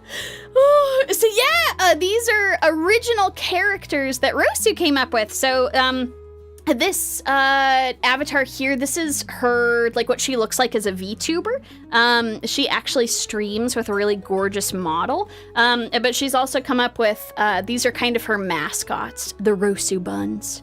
They're super cool. But yeah, she's a very talented illustrator that I would highly recommend checking out. Let me, sorry, this is gonna be very shiny back at you all. This is how to spell her name. Rosuuri for folks who are interested. All right. Oh god, I'm gonna try not to blind you all. I have 2 lights that are shining on my desk to try and make it so you can actually see things, but it's so much light. Okay, all right, we're moving that away. Say goodbye, Rosu Buns. Goodbye. Thank you all for asking to see us. It was so nice to see you all. Thanks, I'm gonna go be grumpy on the shelf now. Oh yes, thank you. Thank you, Rosu Buns, beautiful. Okay. We're gonna go put them over here. Right there. Okay. All right, some other stuff that I got. Blinded by the merch, so fancy. I know, right? Yeah, I know, it's super cool. She's on a bunch of different platforms. If you're on Twitter, she's there. I think that she's got an Instagram too. But yeah, she's got a Twitch and I think a YouTube channel if you're interested in like her drawing streams and stuff. But yes, she's done a lot of Hololive official art, and a bunch of other, she's actually illustrated some, VTuber models, which is super, super dope. She's illustrated her own stuff, and has done a bunch of really cool stuff in addition to that. So, she's done some of the Ironmouse models. To be fair, Ironmouse has had so many models. She's been working through this art competition that she held a couple years ago and has been going through all of the winning entries, turning them into models, which is super dope. I don't know. I feel like that's the kind of thing that you want to do as a creator. You get to be a certain size and you're like, hell yeah, I could just make a bunch of models, do whatever the hell I want.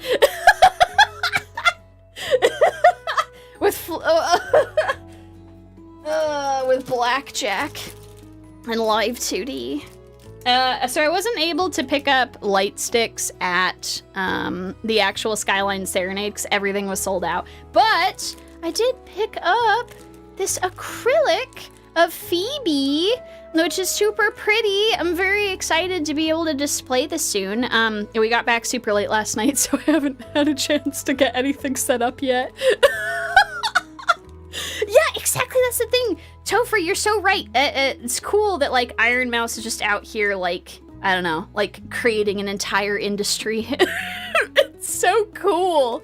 It's amazing. She's, like, helping to support all kinds of cool artists and shit.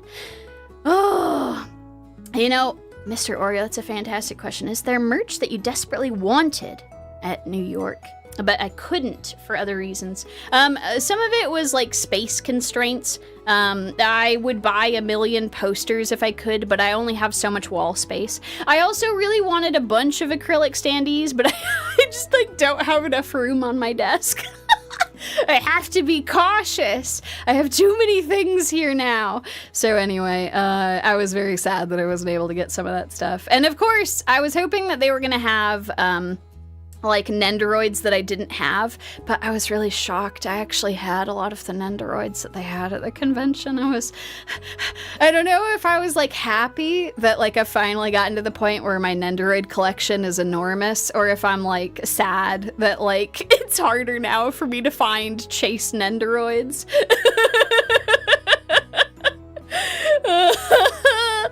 So yeah, man, you should see, here's the thing, I don't know that I'll be able to ever show off like some of the artwork that I've got on my walls because like, there's too much of it. there's too much of it, but I have gotten very creative with having some of this stuff on the walls. You know, corner shelves are such a good idea. That's a fantastic idea. I ended up trying to pick up like keychains and stuff because I have a bunch of space in my office for that stuff now. So, You know, that's not a bad idea to put some stuff into clear binders. I might have to do that at some point. I've got some room in the basement where I'm going to be putting some of the posters I bought because I couldn't help myself. I did buy some more posters. In particular, I have very cool posters to show you all. Oh my god, this might actually be too shiny. Hold on. Okay, so I've got the name of this artist here that I have written down for you all. I unfortunately did not pick up their card because they were swamped when I stopped by. There were so many people. But if you're interested, it is Jessica Wijaya. You can go and check her out on social media here, and she makes the goddamn coolest Star Rail merch ever. Like, it is so damn cool. I was able to pick up a couple prints, so I have a Nessia one. Look at how shiny it is. All the reflectiveness. Woo! It's so pretty. All of them are like this. So I got this one. I got... hold on. Let me flip this one over. That's the back of it. I got Snowy. Maybe I should... I don't know. This way you can actually see a lot of it. But look at the reflections. Look at the rainbow holographic stuff. I'll tilt it this way so you can actually see it. We'll go up from the bottom here. Ooh, it's snowy. Isn't that gorgeous? Oh my god, Tofree, thank you for posting the link to this artist's stuff. Yeah, and you've got all of the Chrysos airs coming out on the side, which is super cool. It just looks amazing. And then, let me grab the last one. We're gonna do the same thing. We're gonna go up from the bottom. Look at how gorgeous this is. It's Psyren-y. Oh. With all of the Chrysos airs right next to her. With all of their different Titan symbols. Yeah, it's all Star Rail. It's gorgeous. I could not believe that she still had prints. Apparently she started running really low after Friday, so I was really relieved that I was able to pick this up. But yeah, the foil ones I think are fully worth like all of the money. Like, you could buy the non-foil ones and they look very pretty too, but I got foil for all of them and they're so gorgeous. Can't spell Chrysos airs without cry. I agree. Right? Isn't this gorgeous? Oh my god, it's beautiful. So yeah, where's that sticky note? Okay, Tofree's got the link. Here's this too. Oh shit, can I pin this on my phone? Shit, I might have to go over here. Hold on. I gotta pull this up. Okay. And... Alright, message has been pinned. Perfect. Okay. So now you all have that. In case you were interested, you can go and check this stuff out because it is incredible. Yeah, right? They're like SSR versions of this. I freaked out when I saw that she was going to be at Anime NYC because I'd been low-key maybe following her shop very closely for a while. Hoping to be able to pick up some of this stuff and actually being able to physically go and grab them was fantastic. So, oh god. Oh, actually, Tofree. There was, god, what were they called? I want to say they were Brother Ming games. M-I-N-G. They do Genshin and Star Rail tarot cards. They've got different artists that they work with. But I think it'd be so cool if they actually partnered up with Jessica at some point because these would make such good tarot cards. Unfortunately, I wasn't able to pick up any of the tarot cards. I was trying to figure out how much space I was going to have for stuff. And I was like, shit, I don't know if luggage is going to be able to handle this. Oh my god, yeah, that's the thing. They have been all over the place, so I don't know. I hope they partner up with her because she's so talented. This shit is amazing. Oh, yeah, no, that's the thing. Like, yeah, they were expensive. I think that each of them were like, each of those tarot decks were like $80 or something. That shit's rough. I don't know, it's tough out there, man. That's the thing, I'm really grateful that, like, I waited a little bit to go to a convention again. Tried to save up a bit so I could try to support as many artists as I could. Oh yeah, so yeah, Omnia, that's a great question. I would say, let me show this to you all. There's 2 different theories for how to transport posters. I've tried a couple of different things. I've tried flat packing them, where you get like multiple pieces of stiff cardboard and you put the posters in between and then you sandwich them with a bunch of clothes. That has worked pretty okay.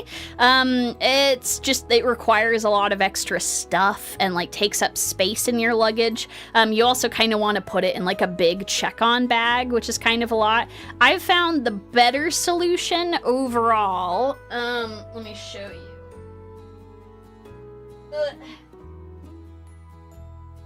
We actually picked these up at the convention because we forgot ours.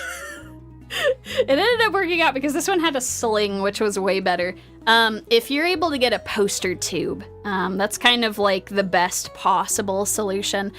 This is a really stiff one, so it like just refuses to bend under like any amount of pressure. So yeah, poster tubes are fantastic. This one is enormous. It actually can extend even further. We didn't need to. This had a strap on it, so we were able to sling this over. We've also got this one, which I've currently got some stuff in. And this one didn't come with a sling, but it was like big enough to do stuff. The way that you do it is you have to, like, once you get your posters, if they've been given to you in like a plastic wrap, you need to take them out of the plastic, roll them up, and then put them in the tube. I would say any foils you have need to go on the outside because they're going to be the stiffest. They'll be very resistant to being rolled up. And actually, they're like, you can see the quality of these still looks good even after being rolled up for a couple of days. What I do after I'm back, so I won't have like the full picture of all of the prints that I got because I've got to lay them out for a couple of days. And get like some books to put in the corners so that I can get them to lay a little more flat. Yeah, actually playmat tubes are a really good shout. There's a lot of really cool stuff that you can use. Tubes, I think I have found, are the best because they save you a lot of space in your luggage, and they do a really good job of protecting your prints. I think the biggest limiting factor is that there's only so many posters you can put in a tube. At a certain point, you just don't want to push your luck by rolling them any tighter. So, like, at that point, like, it's probably time to be done picking up the posters. And that's not the end of the world. It's like a self-enforcing thing where it's like, hey, Yumie, you can't buy any more posters. You don't have enough room in the tube for them.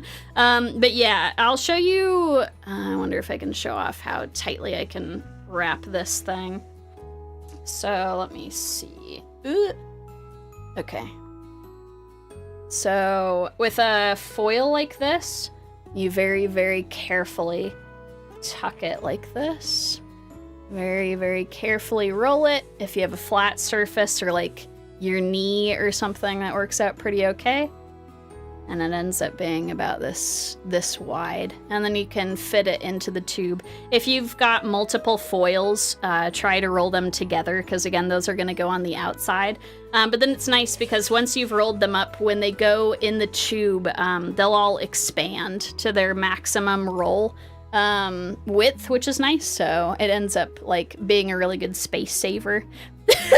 I'm not sure if I explained that well, but hopefully that was helpful. That has taken many years of trial and error to get right. But yeah, there's a lot of really cool shit, and I don't know, I think these prints are very pretty, and I wanted to show them off to y'all. I thought that you folks would enjoy these a lot. I agree, I also need more tubes.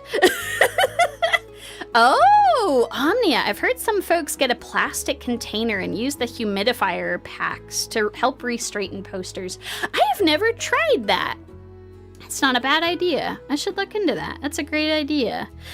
Oh, yeah, that is the thing. Like, I have really liked poster tubes. I was able to get a lot of my posters in one piece back by using the flat packing method, but you have to like really sandwich them between a lot of clothes because like you don't want any pressure like landing on the flat posters and then like crushing them in some way.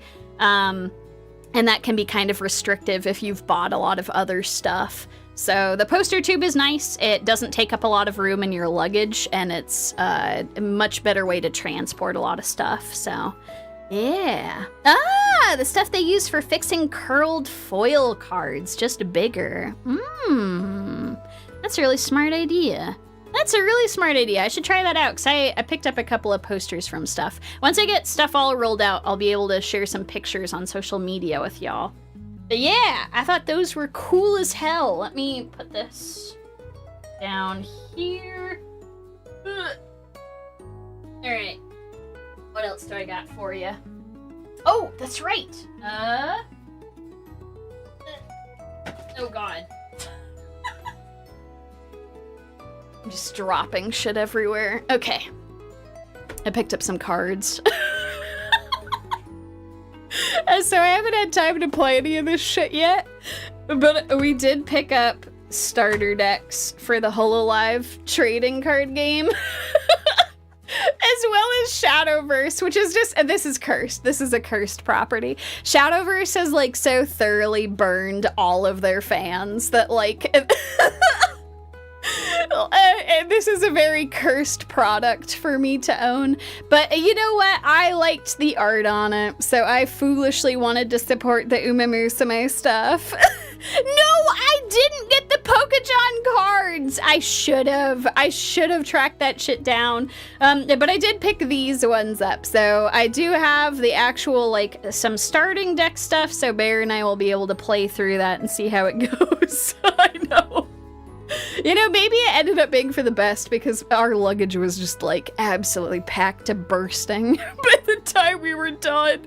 It was crazy. So yeah, I'm excited to actually check these out to see how they work. And this one I just got for the art cards, if I'm being completely honest. I kind of just wanted the art for these. They didn't have any other starter decks that were like Uma Musume themed. They just had like a bunch of other random Shadowverse stuff. So we're like, all right, we're just getting the Uma Musume stuff. The biggest silly purchase that we made. Or so I say. But I have something even sillier that we picked up.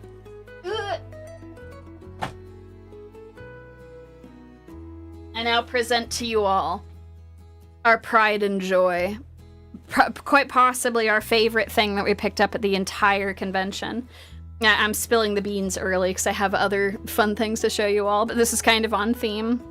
We purchased the best bag in existence. Oh, it's a Chikawa bag. Oh, it's so adorable. Look how cute it is. They all thought to themselves as she rolled up the bag.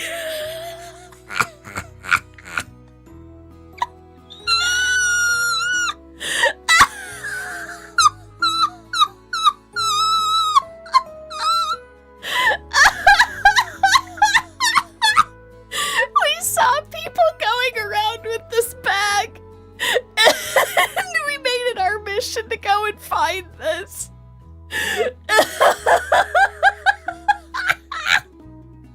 So anyway, now you all have been blessed. You've been blessed with this beautiful Chikawa bag, which is just perfectly on theme. It's just fantastic. It's so good. All right, hold on. Let me go pull up some more fun stuff. Oh yeah, that's right. I did a stamp rally. Hold on. Oh god. All right. Okay, so I did a stamp rally for the first time. I'd never done a stamp rally. Yumie, be careful, you may be demonetized. I know, they're gonna get me for this one stream. These bastards. It was worth it though. It was worth it to show you all the meme. if I do end up getting something after this, or they're like, sorry, this stream cannot be monetized. I'll have to tell you all. But hopefully we'll be okay. I did a stamp rally, which is where you go to multiple booths, and if you buy something from each of the booths, they'll give you a special prize. So let me show you all. This was super cool because they had, oh my god, that's so, look at how, good god, that is so reflective. Okay, sorry about that. I have such bright lights. Okay. Ugh. Let me see. I think you can make that out. Okay, that says Umwelt at the top. So this was one. Let me see if I can get this so it's less blinding to look at. Okay, that's a little better. Okay, so we've got that ticket. So Umwelt were the folks that had a bunch of fish-themed stuff. Then we had Maho Carp. Oh god. Okay, now you can actually see Maho Carp's name. Maho Carp, that has a bunch of shark-themed stuff. Then we've got the otter-themed Yachiato, which was extremely cute. So, and then we finally had another one. Yachiato had 2 different booths that you could get stuff. Oh no, that's blinding. You can't even see it. Oh no. Okay, sorry. Yachiato was also over here. Okay. Excellent. Now you can see them all. Yeah, so for buying stuff at each of their booths, they gave you these really cute tickets. I'll show you what I bought from each of them in order to get the final prize. From Maho Carp, I guess I'll set the tickets aside and grab these one by one just to show you what came from what. Okay, so Maho Carp, they're the shark-themed ones. I got a shark. I got the derpiest shark. Look how cute he is. Oh, it's so squish. Such a good squish. It's beautiful. Maho Carp is really famous for making these adorable derpy sharks, as well as a bunch of other derpy sea-themed things. So if you like derpy sea-themed plush, Maho Carp is like the master of this shit. I'm just squishing this shark now. I know, right? Isn't it adorable? I love the shark. All right, shark friend, you're gonna go hobble over here for a second. Shark friend will be slightly in frame. Okay, excellent. So I got that from Maho Carp. Then from Umwelt, next up on our list, I picked up the funniest keychain ever.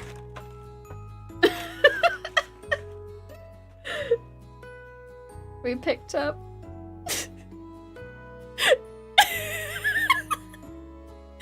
it's a dual keychain of 2 halves of a fish. And so they just combined together. It's beautiful. I don't know, I saw this and I couldn't stop laughing in line, so we picked this up. So we have this horrible creation. And then, Yachiato. One of these, actually just realized, should say, Gianna Draws was the last one. But let me go grab. Ugh. Let's see. So I got this, a little coin purse from Yachiato. It's a hamster. It's a hamster as a coin purse, so it can open its big maw and consume all the coins. So I will now have an adorable coin purse for all my coins. And then I also picked up a bunch of these pins. Hold on. Let's go. Here, I got these beautiful pins. They're so cute. All these adorable little sea creatures. Aren't they so adorable? I have a little whale shark. I've got some sea bunnies. I have this tiger shark that was super cute. So I went around and picked up all of the stuff. And at the very end of it, I got this sticker board, which was great. It's so cute with a lot of the stuff. You can see Derpy Shark right there. Derpy Shark friend. And all kinds of other wonderful creatures. They've got each of their mascots. Oh god, sorry. The reflection is so intense. All their little adorable sea creatures. Sad fish. Otter at the top. But most importantly of all, I got a goddamn swag bag out of this. It's beautiful. It's all of the predators together, joining shark, otter, hamster, looking at the fish. And that's the real reason why the fish is in pieces. It's because all of the other predators went and ate it. So it's perfect. It's thematically appropriate. The most perfect bag to get out of the whole thing.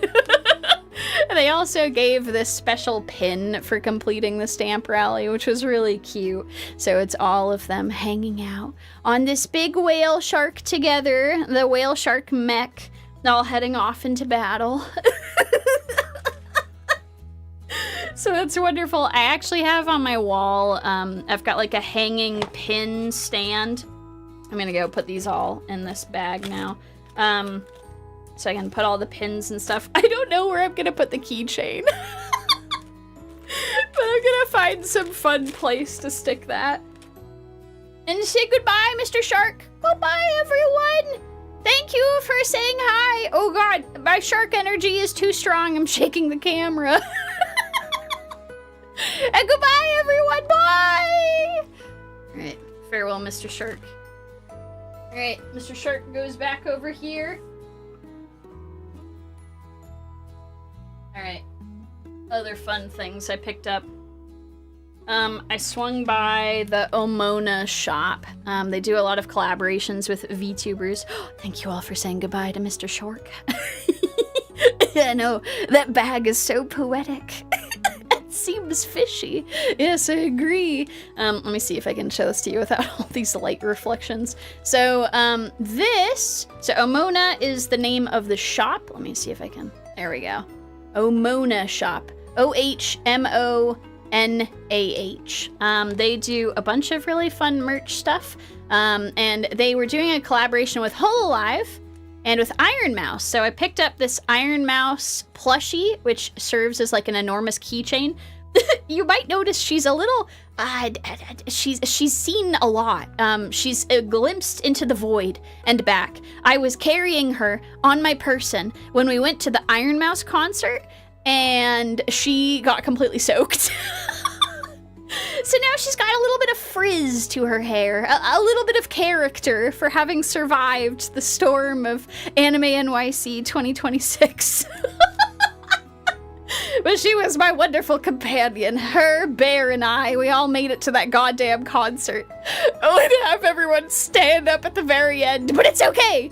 We made it through together. It was wonderful. So anyway, she's super cute. There was a much bigger version of her, but now I'm glad that I got her in a smaller form because, you know, all of the water was kind of a huge problem. And then I also picked up, of course, Mori Calliope merch.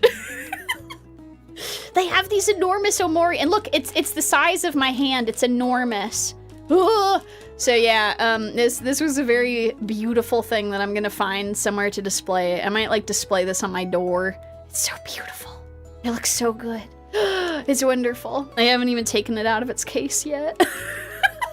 The battle-scarred Ironmouse plushie. Yeah, no, for real. Look how good she looks, though. She did dry off pretty well, and now she can hang out and dance, have a nice time, just have a little bit of frizzy hair along with it. But it's okay. We like frizzy hair in this household.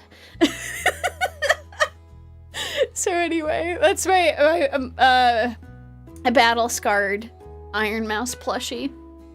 Let's see. Oh yeah, speaking of plushies, I have more plushies that I bought. Anytime that I go to conventions, I like buying plushies because the one thing about conventions is that they're very busy. And if you are someone with social anxiety, it can sometimes be a little overwhelming to have so many people in a crowd around you.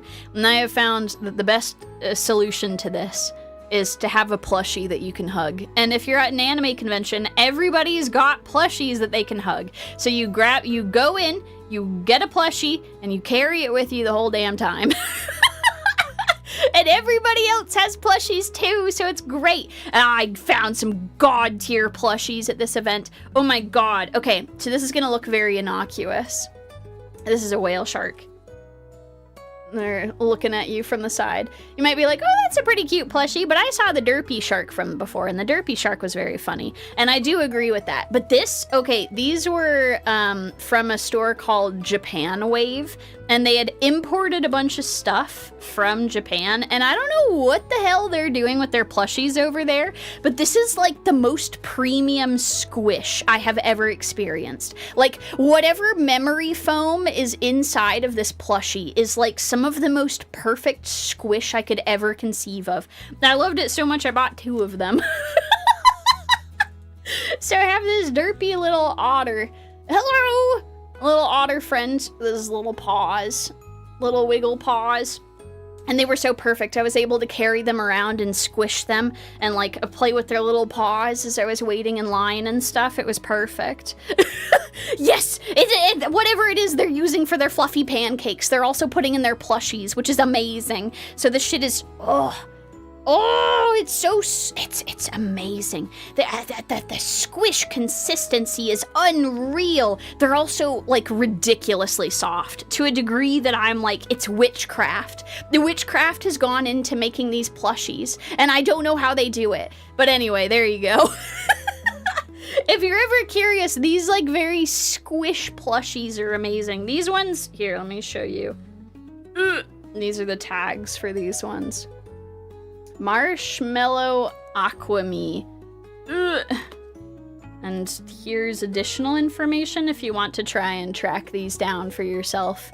But these were crazy. If you ever see like these sorts of derpy plushies, go and like squish them and see what you think. But these are some of the best plushies I've ever owned. It's incredible. Can we get plush vests? Oh my god, yes, plush squish on the go. If you just have something like, they're kind of like adorable stress balls. Actually, wait, that's a good point. A plush vest would help with fall damage. That's such a great point. But yeah, so these were fantastic. And I couldn't help myself. We went by the Hoyoverse booth, and I picked up something wonderful while we were there. I'm gonna get it ready for you all. Hold on. Oh god. Come on. Onto the yarn.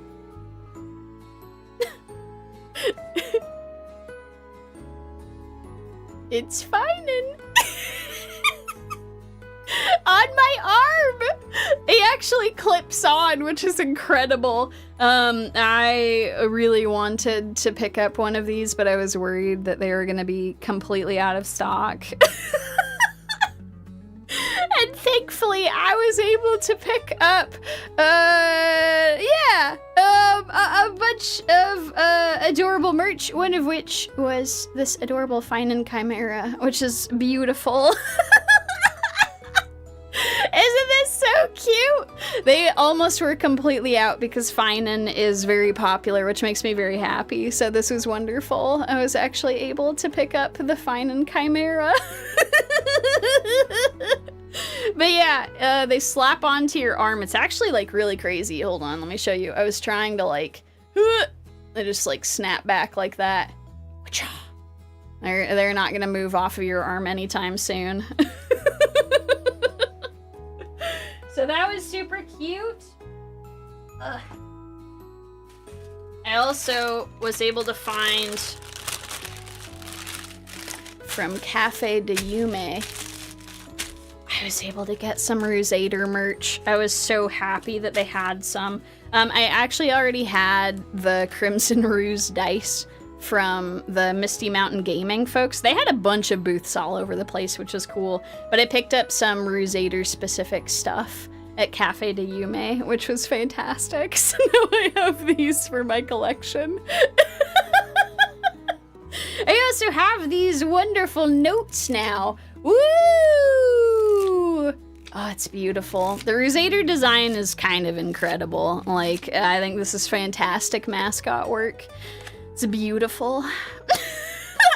Yeah, now you understand why I needed all of this space in my luggage. I had all these plushies and things that I had stuffed in there. But yeah, that was wonderful. Ugh. All right, let's stick those in there. Ugh. And I got those. Oh yeah. Ugh. Speaking of chimeras, I did fall for the adorable gacha stuff. They have these like gacha boxes you can pick up. And I got the craziest pull out of one of them. Oh shit, okay, hold on. Let me try to open this. There we go. Okay. Out of one blind box, I got the Trailblazer, Finan, Mighty, and Casterus. Which is kind of amazing. I also picked up a Saurian blind box because I really love the Saurian designs from Natlin. So I now have a bunch of these that are going to be on my desk. And because they're so tiny, I can actually fit them. I don't have a lot of room on my desk, but they'll be interspersed all over the place. Ooh, just having a fun time hanging out together. But yeah, let me go put that away. Ugh. So they're all very adorable. I'm gonna move them up here for now to show off the last thing that we did. In addition to going and buying a bunch of plush and the gacha boxes and all of this shit, is we went and checked out a bunch of manga because the coolest new addition for me personally wasn't just the fact that there were a bunch of women now at the convention, which was extremely exciting. I was blown away by how much original manga there was at the convention. Like, you can go through Artist Alley and people are just selling their own doujin, they're selling their own manga tankobon, they have all kinds of stuff for you to get, which is so cool. So like, I've always been very jealous of Japan's Komiket because it's a place where you can actually go and check out people's original work. Stuff that like is really cool, but like big name publishers might not like pick up for a variety of reasons. And now we're actually starting to see at anime conventions, people are like printing their own stuff and like you can go and buy it, which is amazing. I think that's so cool. So yeah, in particular, there's a lot of queer stuff that you can pick up, which is dope as hell. So let me show you, okay, this is the first one. Oh, I'm sorry, friends. I might need to have you go to the side. I'm so sorry. I thought I'd have enough room. This is by the same person who wrote Blades of Furry, which I recommended, I think, 6 months ago when I was talking about alternates to Twilight and Co. This author writes a bunch of queer love stories that are really good, and it's all full in color, which is crazy. That's a lot of work. Like, there's a reason why a lot of manga's in black and white. It takes so much extra work, and like it's more expensive to print in color, which is wild. Yeah, exactly. It's self-published manga, which is really cool. This has been a big thing in Japan for many decades, but like now we're finally starting to see at like English-facing conventions, people are self-publishing their own manga, which is really cool. So this one was really cool. I got it signed for me. Yumie, enjoy the cheesiest of lesbians. This was advertised as Pride and Prejudice, but with cheesy lesbians, and they're just right. They're just correct. That is exactly what it is. It's beautiful. The artwork is phenomenal. Like, it's all of it is in color. It's just gorgeous. absolutely gorgeous. It's also really funny. I love this author's work. She's also got a bit at the end about how all of this is, hold on. It's all based on her and her real life wife, which is really cool. So she's got a lot of stuff. She is, the author is a Brazilian immigrant to the United States. She came here for art school and ended up staying here, and now she is becoming a successful indie author, which is awesome. Damn it, you're right. I am lactose intolerant. Yeah, it's phenomenal. She is one of the more popular indie authors right now who is doing a lot of self-publishing. And this was super cool. When I showed up at her booth, this was the third to last copy. It was the very last one that was behind the counter. And then she had two that were sitting on the actual display. So she had a bunch of people who were coming by to check stuff out. She was totally sold out of Blades of Furry, which I understand. That's like the really, really big one that a lot of people know her for. But she does a bunch of Yuri stuff too, which is super awesome. So yeah, I know I did get a bunch of the almost out stuff. So yeah, for folks who are interested, this is by, let me show this at the bottom, Dia Muniz. You should go and check out a lot of her work. A bunch of it is available on, like, I think Webtoons is where you can check out Blades of Furry. But yeah, she's got a whole bunch of stuff on social media to go and check out. She is a fantastic artist, and I think this is so cool that she is, like, self-publishing these books now. Like, the quality of this is crazy. It's the entire complete story. It's phenomenal. So yeah, I would highly, highly recommend checking this shit out. In addition to that, I got to pick up some other fun stuff too. Let me go grab. I was kind of drawn in by a lot of the queer stuff. A lot of folks were selling a lot of cool things. I also picked up Detective Alice, which is also in color, which is crazy. A lot of this actual manga is in black and white, but it's huge. They have fantastic panel work for a lot of this stuff, which is gorgeous. There's a lot of really cool, just like smart ideas for how this is all laid out. So yeah, this is lesbian cat ladies, which is cool as hell. I think this is amazing that I can buy this shit now. I kind of love it. This one is by Kiki Yang. So for folks who are interested, let me see. Oh, you can see it's so reflective. Woo! Which is gorgeous. I thought it was another plushie for a second. I know, I did buy so many. I bought so many plushies. They were beautiful. But yeah, also there are much raunchier versions of this particular series, but they have like a safe for work version, which is the one that I bought. But yeah, people were just selling a bunch of original stuff, which is so cool. I thought it was really fun to go through and check out. And it's something that I hope will continue to expand a lot, because I would love to buy up a whole bunch of original things from people. Oh, speaking of original stuff, hold on.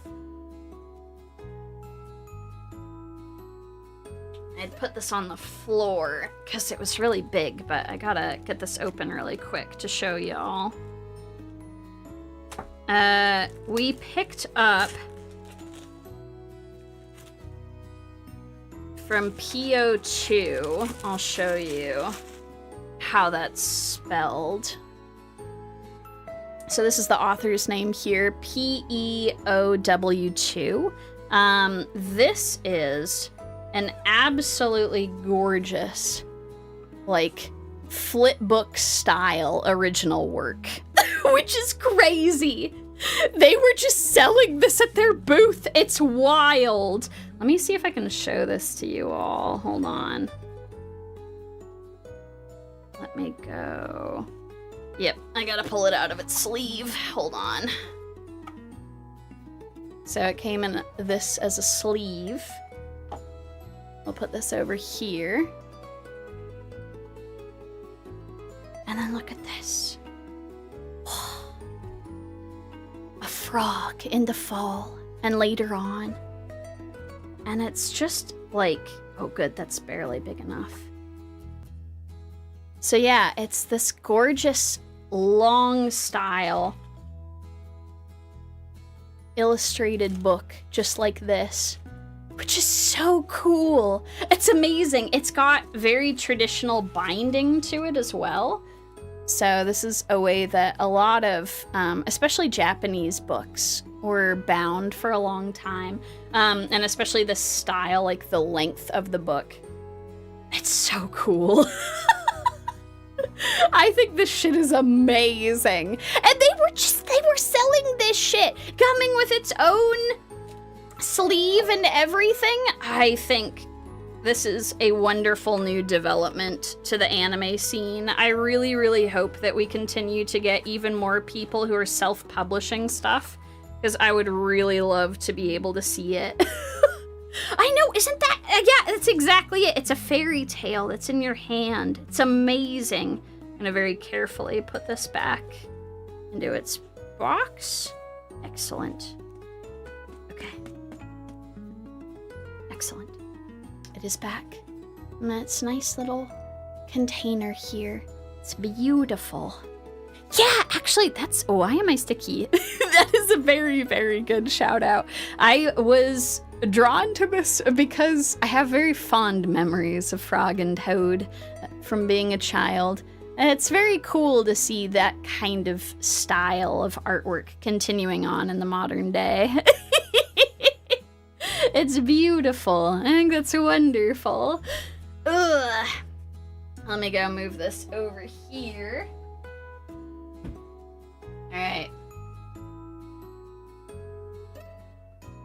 Last, but certainly not least, I did pick up some official manga on top of that. The one I was really excited to pick up was Love Bullet. This is something that's a really cool success story, where the Japanese sales were not doing as well as the publisher wanted for the series, which is unfortunately a very common thing for a lot of works in Japan. It's even more common for things that are not like high action, like constant like battles and things like that. So this was in danger of being axed and removed from publication, and a bunch of translators tried to spread the word to folks overseas.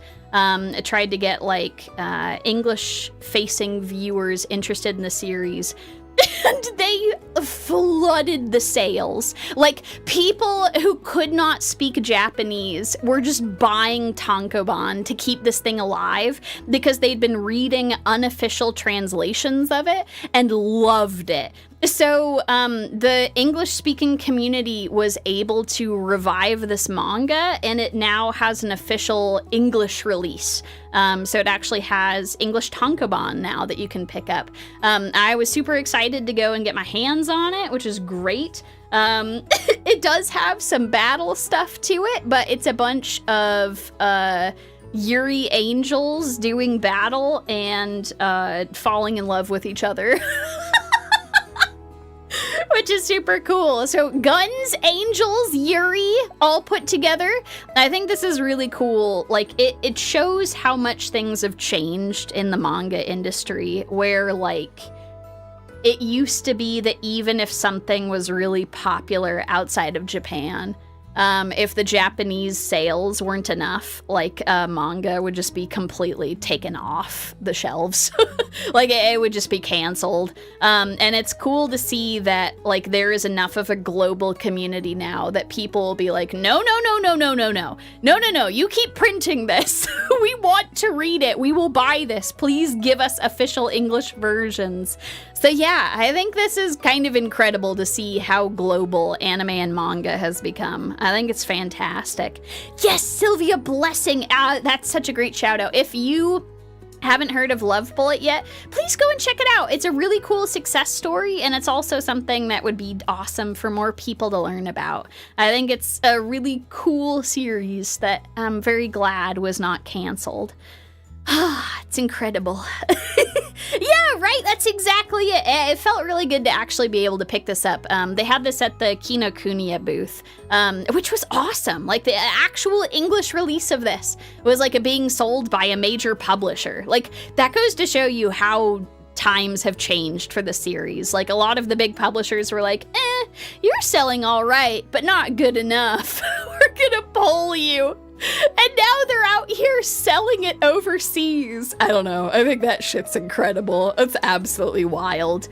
Another series I wanted to shout out. I'm kind of cheating a little bit. I didn't actually pick up this next Tankobon Anime NYC. The gasp. Oh my god, she's showing us other merch. I wanted to talk about another series that also got an English release recently that I would love for people to go and check out. It just barely dropped within the last 2 months. So I was able to secure a copy of Every Adventurer Needs a Weapon, which is one of my favorite fantasy manga. It is glorious. It is about a blacksmith who is really obsessed with creating the coolest weapons that she can. And it's kind of about how the weapons that she makes changes the lives of the people who wield them for the better. Like, she makes it so that people are better able to go into the dungeon, they're able to have a better time adventuring.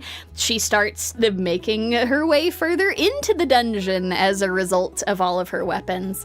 If you're somebody who liked Dungeon Meshi, but wants a bit more, like, the lightheartedness to it, because Dungeon Meshi, my beloved, is wonderful, but can get very dark. There are some dark elements of this, but I'd say this is a much lighter property.